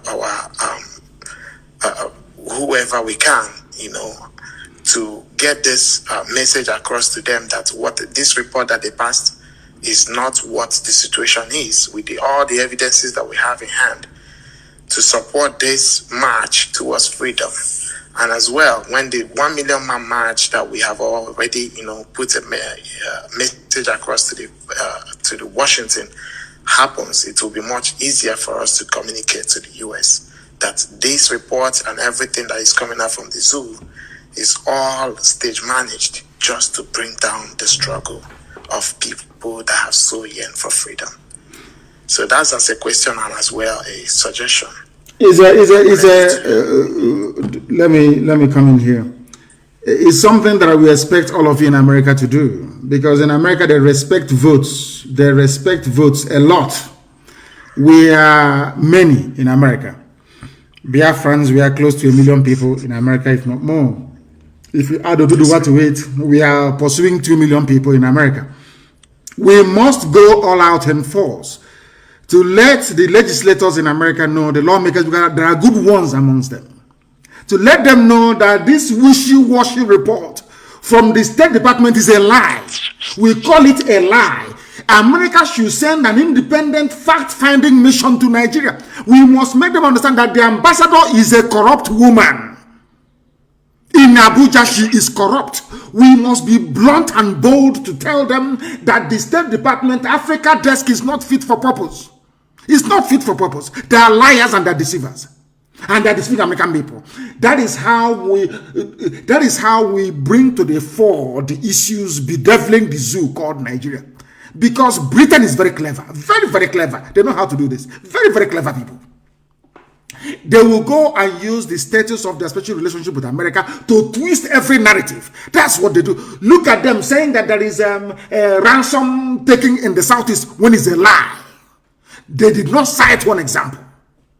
So we must go all out, and we are going to speak to our lawyers. They will prepare a dossier of the facts happening on the ground. Each and every Biafran, if you're in IPOB, if you're not, every Oduduwa, if Oduduwa Republic or not, you must submit that report to your parliamentarian wherever you are in America. Tell them that this State Department report is a lie. Call them liars to their faces. That's what we're going to do. Thank you very much. Thank you, Mazi. Mazi, one more question, please. Are we still in on the plan for the 1 million man march this year? It depends on, COVID is the ruler of the world now. So the devil behind COVID will determine. COVID is everywhere. You have to stay 2 meters apart. You have to take the only vaccine in the world. You take one. After 28 days, you take another one. I've not seen, even when we are small and we're being inoculated, it's only one vaccine you take. This one is now 2. You take one in the morning. Now, after 28 days, you take another one. Even at that, you're still wearing a mask. The whole thing is a complete mess. So we wait for COVID to decide. COVID is the one that decides what happens these days. So we are waiting for COVID to tell us exactly when our 1 million man march is going to be in the USA. We must have it. We must have it to let the whole world understand that what America is issuing is blatant falsehood. Thank you very much. That was how Obama went into Libya and destroyed Libya for no good reason. Destroyed Libya for no reason. Destroyed it completely. And today, Libya, the civilization has gone back 1,000 years. Our lines are open, of course. I'm not even sure. People are calling. Let me see if I can get the number that people may be able to join us this morning. +44, please, the UK number on Signal only. +44 77 61 82 5346 for this morning, please. That is the number to get us on. I know a lot of people are trying to get through. A lot of people are trying to get through. If you call us, if you're a first-time caller, let me see if I can take this call. The caller on the line, I don't know if they're still there or if they have disconnected. I believe there's somebody called Dozier trying to get through to us. Please, if you call us, give us your question, ask your questions. All those questions you've been meaning to ask for very many years, you can ask it now. Once you ask it, then we can be able to answer you. I'm no longer hearing about defense fund. I don't know what happened to that idiotic line of reasoning. And I'm no longer hearing about them again. Or our money this, our money that. The caller on the line, can you hear me? Yes, I can hear you, you see. Please, your name and where you're calling us from. Okay, my name is Chidi Mado. I'm calling from Hong Kong. From Hong Kong, please go ahead. All right. Well, you see, please, you have to give me some time. I have a lot of questions. So I don't know if I should throw the questions and you respond. One at a time. One at a time. Under 2 minutes. Okay. One at a time. Yes. One at a time. All right. Well, you see, first and foremost, I want to greet you. I want to thank you because whatever they said that you are, the people that said that you are a criminal, that you are this, you are that, all our enemies fighting you, I tell them that's exactly what you are, because if you don't have those qualities, there is no way you could have faced people like Rita and the Borg and all these people from all these years and still sustain, and IBOB still stand today, and we're still doing wonders. So I greet you so much. We were together when you were in Hong Kong in 2015 before you were kidnapped by the zoo. Yes. Now, Oyisi, please, my first question is this. Where should I start? Okay, let me start by capitalism in America. I'm talking about when Biafra is restored. Capitalism is a very wonderful thing, but it has become a monster in America that is about to swallow the whole world. You understand what I'm saying? I don't want to mention names about people that are doing whatever they are doing. Now, how do we checkmate it in Biafra to make sure that it doesn't become the monster that it has become in America? Should I throw more questions, or you want to address this? I want to address this one. It's very simple. If you look at the model they run in Switzerland, in our land, we have the perfect balance, the perfect mix. That is, capitalism is about private ownership of property and to an extent profiteering, which means you do your business, and depending on the forces of demand and supply, you can either fall or you stand. So we are going to run a laissez-faire economy. We're going to run capitalism in Biafra land because it's been there from time. People have been owning properties privately, but we also have communal land. If you have forgotten, we also have land that we own as a community. So nothing is going to stop us from also doing communal stuff. Basically, is getting the balance right. If you go to Switzerland, it's there. Everywhere you have private sector participation. You also have state sector participation as well, or partnership that will help us move forward.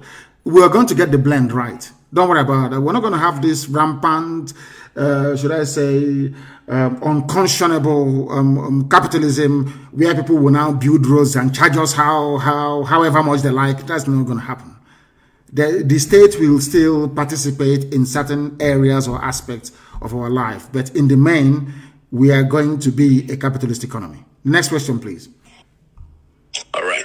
Thank you very much for that, sir. I will take my time and listen to it again when the broadcast finishes. The next question is this. You said that there will be no guns in Biafra land, that even the police will not have guns, that we're going to run a society that will be gun-free in order to keep our society free of guns and peaceful. Yes. But let me remind you that in those days of during the time of Hitler couldn't invade Switzerland because most of the citizens have guns. What if we have a kind of, who knows, yeah, we are doing it for the best, as in what we think that is the best for our people now.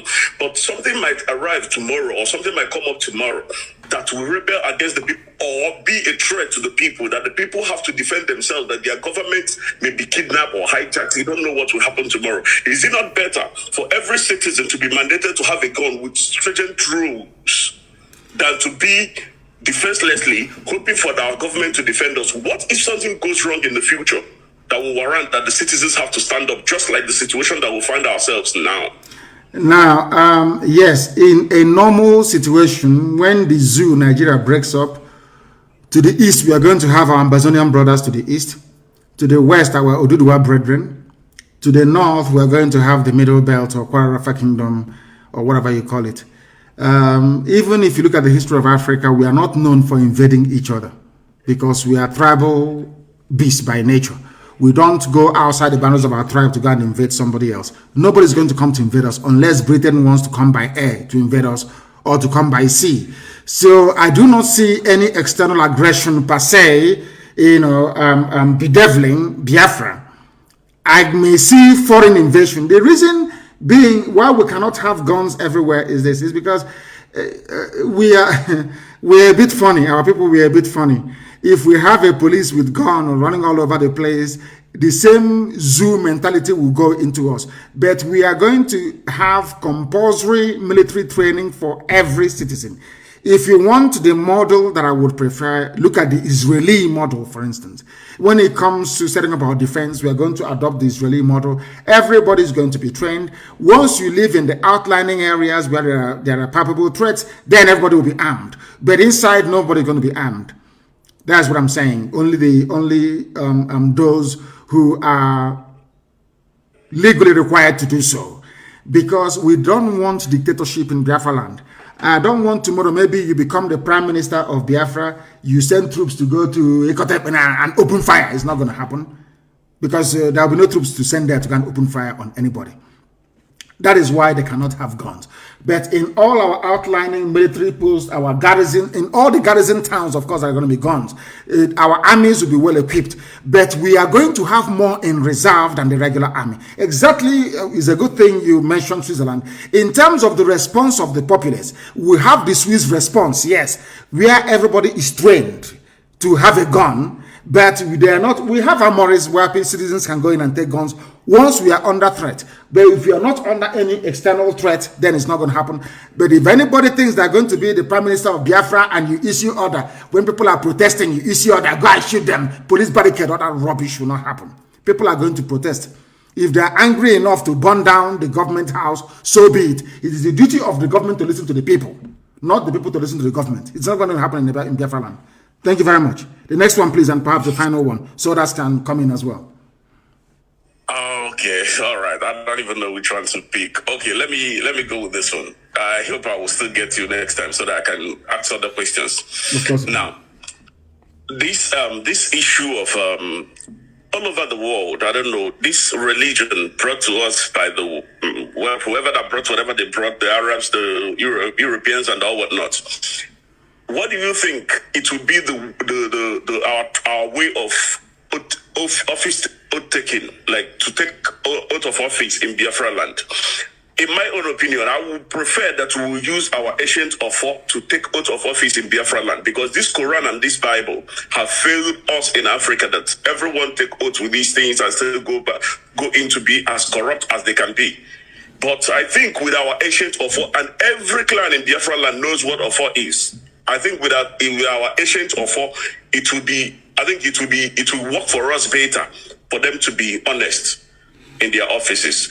Let me add one thing so that you can address both of them, please. I would think that in Biafra land there should be limit to office, as in including parliament, because when people stay in parliament or in their senatorial or whatever offices that they stay too long, they start to build cabals that will make them to become very powerful and become dangerous to the people.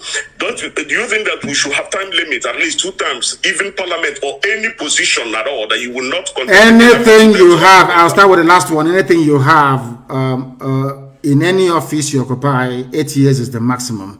After that, you get away from there. Another person will go in. And after becoming, let's say, a district head or a governor, so to speak, you can no longer contest to become a parliamentarian. It's not going to happen. It will not happen. Once you serve, you've served. That thing you want to do it within 8 years.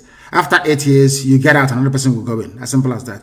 There is going to be a time limit. All this cabal building and all that rubbish. That's why anywhere I see it in IPOB, I dismantle it.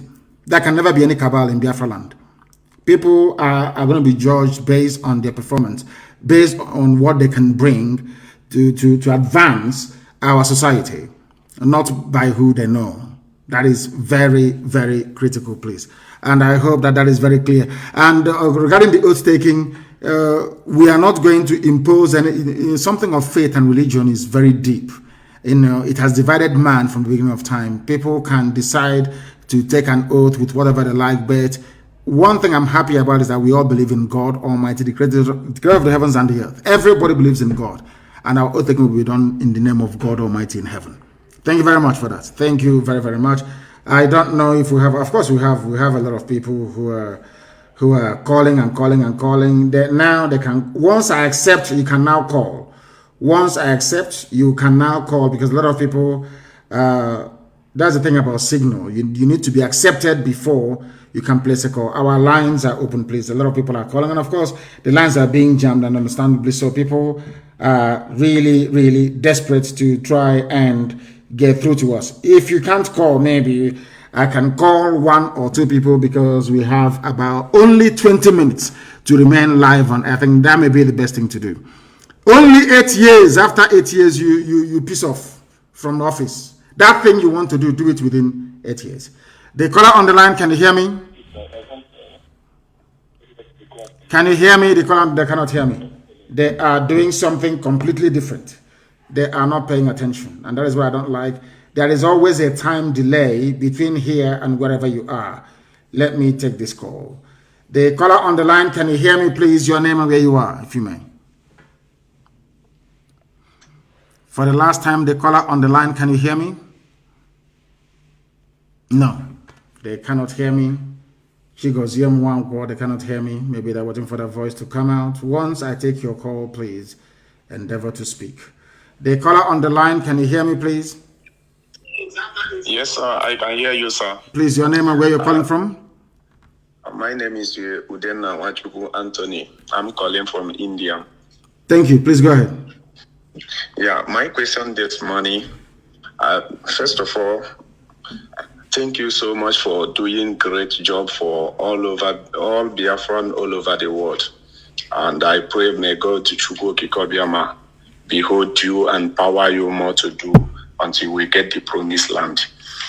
My question is this, is how about our people who are in like Anambra, precisely for now, Anambra people who are campaigning for election and other thing.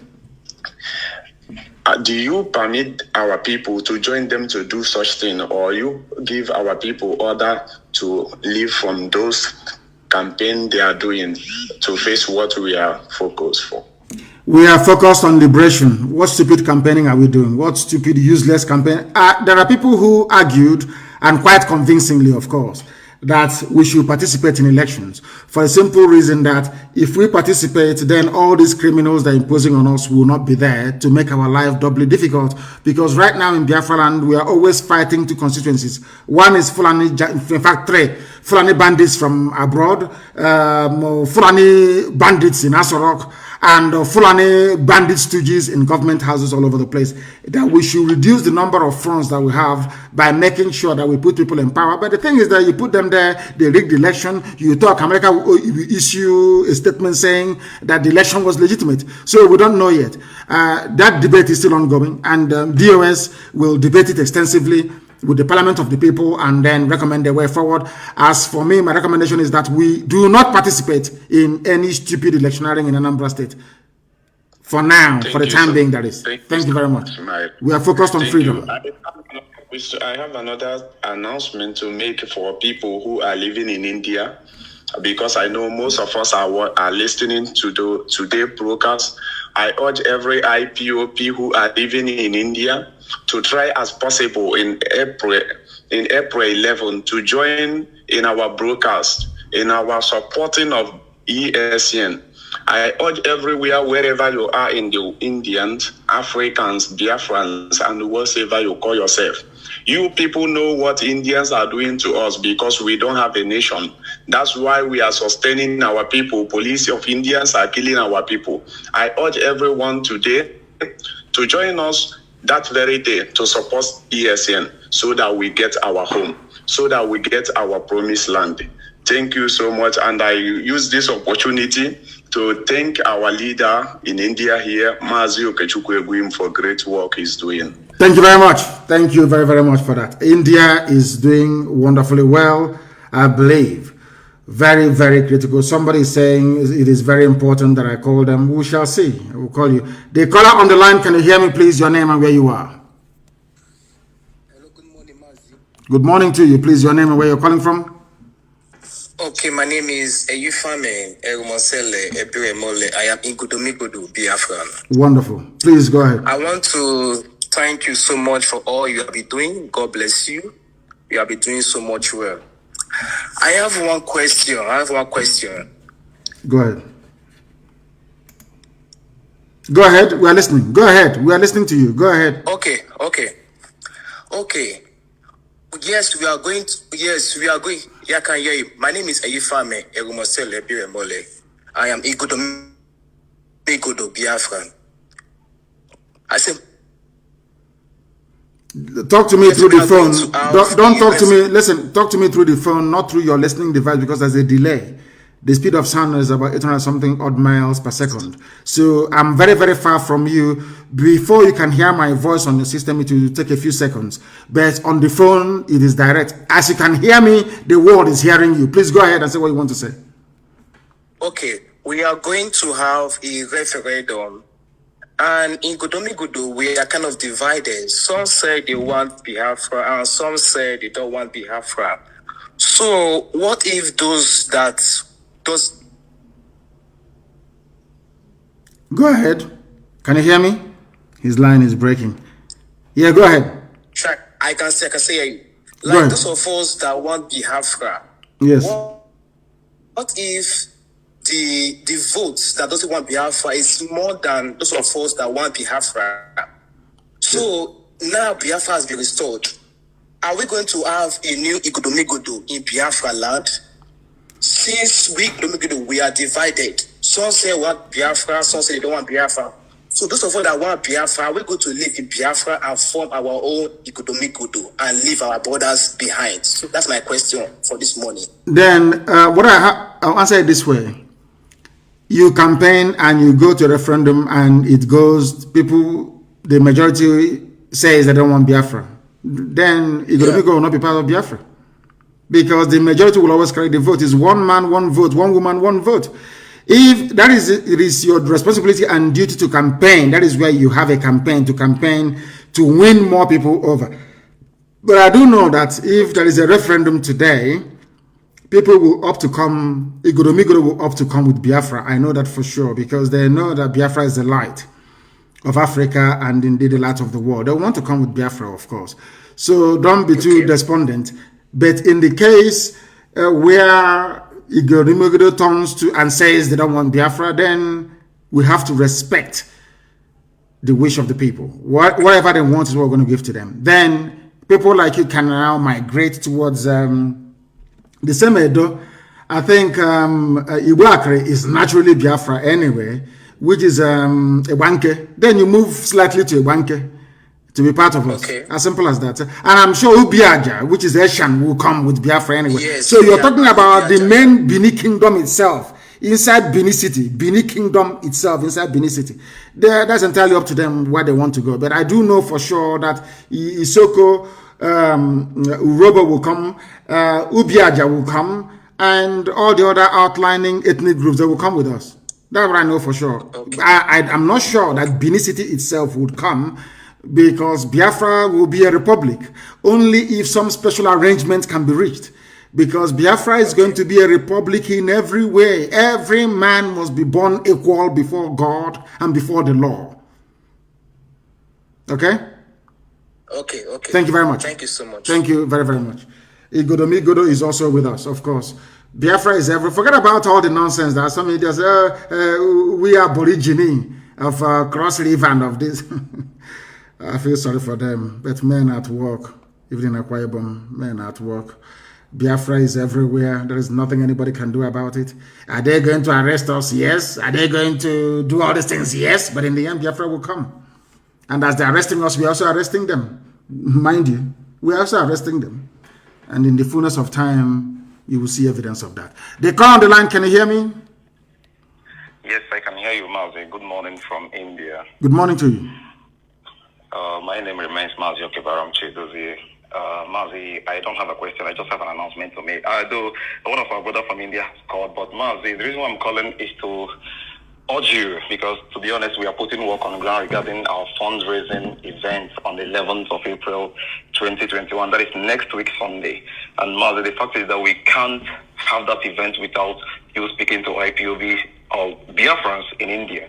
All of us are eagerly waiting. A lot of work has been put.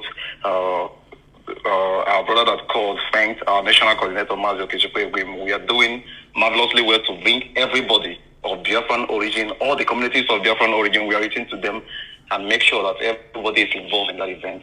Mazi, this event will mark the beginning of IPOB in India, because we want everybody that is a Biafran here to be an IPOB member. That is our target. So speaking to us that day, communicating to Biafrans that day live will mark the start of whatever we are going to do from here. So it's on Sunday, the 11th of April 2021. We can't afford to not having you speak to us that day. That is all I have to say. And as well, I'm urging every Biafran, individually, collectively, and otherwise, to be part of that event. We have to get prepared, because this is the only thing we got. If we lose ESN, if ESN fails, we have failed. And at this time, we cannot afford to fail. That is all I have to say. Thank you very much for that. And I'm sure our people now understand it. Unless they want to be refugees in Amazonia.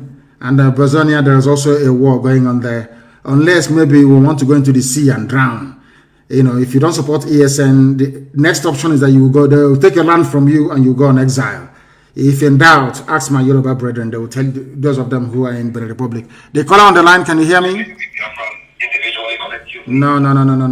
They are not paying attention. I don't want to be listening to my voice. I do not have the desire nor wish to listen to my voice. Let me take this call. The caller on the line, can you hear me? Yes, Mazi, I can hear you. Good afternoon, sir, my leader. Good morning from here. Your name and where you're calling us from? Yeah. My name is Mazi Chinedu, calling from Cambodia. From Cambodia, please go ahead. Yeah. Mazi, I just want to appreciate you for the good work you have been doing for us. I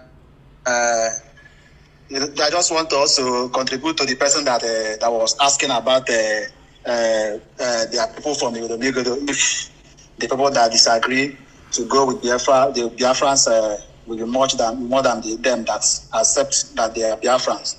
The truth is that even people from northern side of the zoo called Nigeria will be eager to join Biafra when the time comes. I agree with you. So I agree with you. We don't need to beg anybody to join Biafra. Even those who are saying that they're not Biafra, and we're even foreseeing people from outside Africa, outside the shores of the zoo called Nigeria, coming to beg to be Biafra, just like the way we have it in America. Everybody is eager to go and be an American citizen. You see people jumping fence, climbing hills, and just to be an American citizen. So that is what it will be. Yes, it's true. I agree. We don't need to worry ourselves or bother ourselves about who will become a Biafra or who wants to be or who is not. Yes. So they should not worry. Just like you told them, all they have to do is just to campaign, sensitize them, tell them the things that they want to hear, let them know the truth. On that day, if they say that they are not Biafran, let them be. At a time, they will still beg to become a Biafran. So we are not begging anybody. So thank you so much for having you allow yourself for God to use you to liberate our people. So we will be praying for you, and we are also praying for ESN, and we are also praying for those unknown government who are making us proud, even though they are attributing their work to ESN, which we know that those are Pharisees. They are just making up things that are not worthy to listen to. So that is my contribution, Mazi. Thank you and God bless you. Thank you very much and God bless you. You even answered the question more than myself. You answered the Igodomigodo referendum question better than I did, and I thank you for that. I thank you for that clarification, bringing clarification to what we are doing. I have a caller on the line, please. Your name and where you're calling from. They are also making the same mistake they have always made. The same mistake they have always made. The same mistake they have always made. People are calling us. If you may not be able to reach us, then I shall endeavor to go to you. When your phone rings, then pick it up. The caller on the line, can you hear me, please? Your name and where you are. Hello. Yes, please. Your name and where you are. Yeah. Hello? I can hear you for the last time. Your name and where you are. My leader. Yes, please. My leader, my lord. Good morning, sir. Good morning to you. I'm calling from Italy. From Italy. My name is Austin. Austin from Italy. Go ahead. Yes. My name is Austin. So I want to know my side where I come from Asia. Are we fully Biafra? Yes. I want to confirm from you. Ubiaja is fully Biafra. Ubiaja is fully Igbo. Go and do your research very well. For the name is Ubiaja, not Asian. Ubiaja is the name. Okay, I'll be doing my research. Yes, do your research very well. Thank you. I call you Lord. I call you Jesus. You are our Jesus. You're kind. Thank you very much. You, sir. Thank you. Thank you very, very much. Thank you very much for that. When you call, please endeavor to switch off your systems and speak to me through the phone. If you can hear my voice over the phone, if I can hear yours, that means that the whole world is also hearing your voice as well. Brother from Ubiaja. Ubiaja is pure Igbo. They call it Asian. Ubiaja is the name. Please go and check. The caller on the line, can you hear me? Yes, the caller on the line, can you hear me? Yes, can you hear me?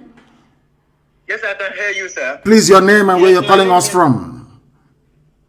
Yes, my name is Mbada Tochi from Netherlands. I'm calling you because of what is going on in Ebonyi State. Yes.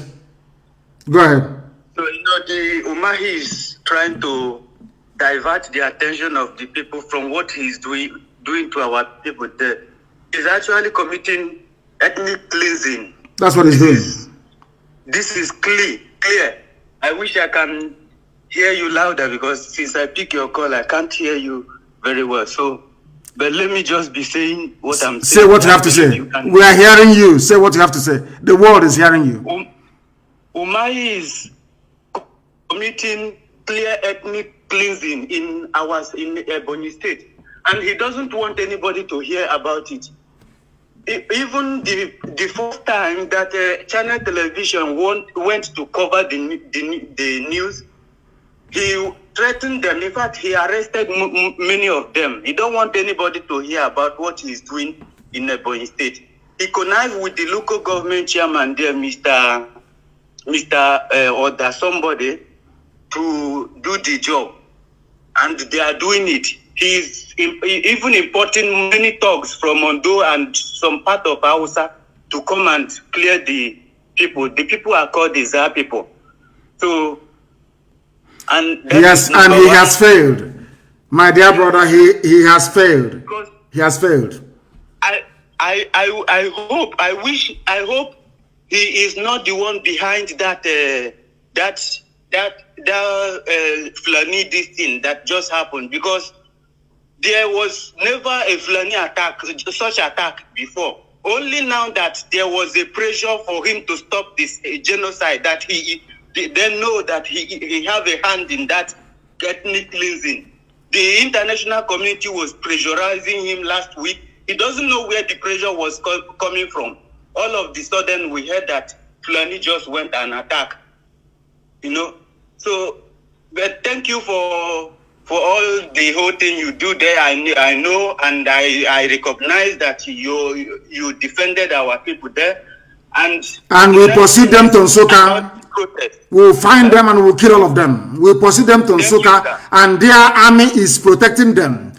The Nigerian army are effectively protecting terrorists in and around Nsukka. I am informing the governor of Enugu State, Ifeanyi Ugwuanyi, to let him understand what is going on. The same 82 division responsible for the slaughter of the innocent people, even that the USA report did not mention. They are now defending their fellow Janjaweed in and around Nsukka. They will all fall there, that I can assure them. They are mad people. With that, we have come to the end of our program today. I do apologize because I spent a lot of time preaching. But next week, I will be back. In fact, today is Friday, Good Friday. I will be back again on Sunday, actually. So put it down. I'll be back again on Sunday night, 7 p.m. this time around. 7 p.m. on Sunday, I'll be live on air to continue the propagation of this gospel of redemption. Sunday, 7 p.m., I'll be back live on air. And then next week, Friday, Chukwukika permitting, of course, we shall be back again with our full question and answer session. I'll be back on Sunday. Please note it down everywhere. Our media, especially, note it down. I will be back again on Sunday. We will be on all platforms on this nascent Facebook page that I've just opened, which they are suppressing, of course. We will be live again on YouTube, on Twitter, and on our apps as usual, including FM in Biafra land. Once again, I thank you all very much for listening. And I feel for those who have been trying to get through but couldn't get through. Next week, Friday, is another appointment. Please try and get through to us by then if you have an opinion or view to air. Once again, thank you very much for listening. With all the love in my heart, from me, from here, it is good morning. Thy Savior, holy, holy, holy, holy, another Savior, another Savior, holy, holy, holy, holy, well, this is Mobien. This is dedicated to the gallant heroes of the Nigerian Biafra War and IPF families all over the world.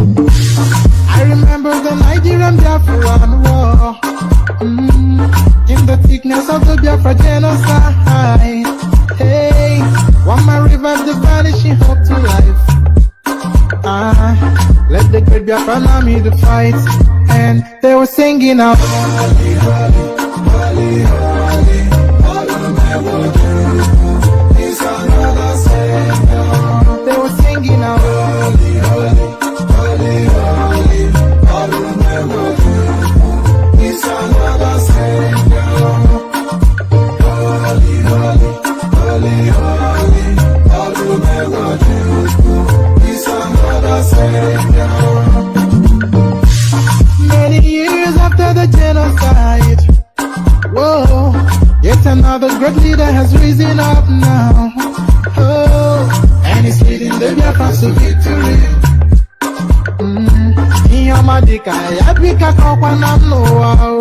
Hey,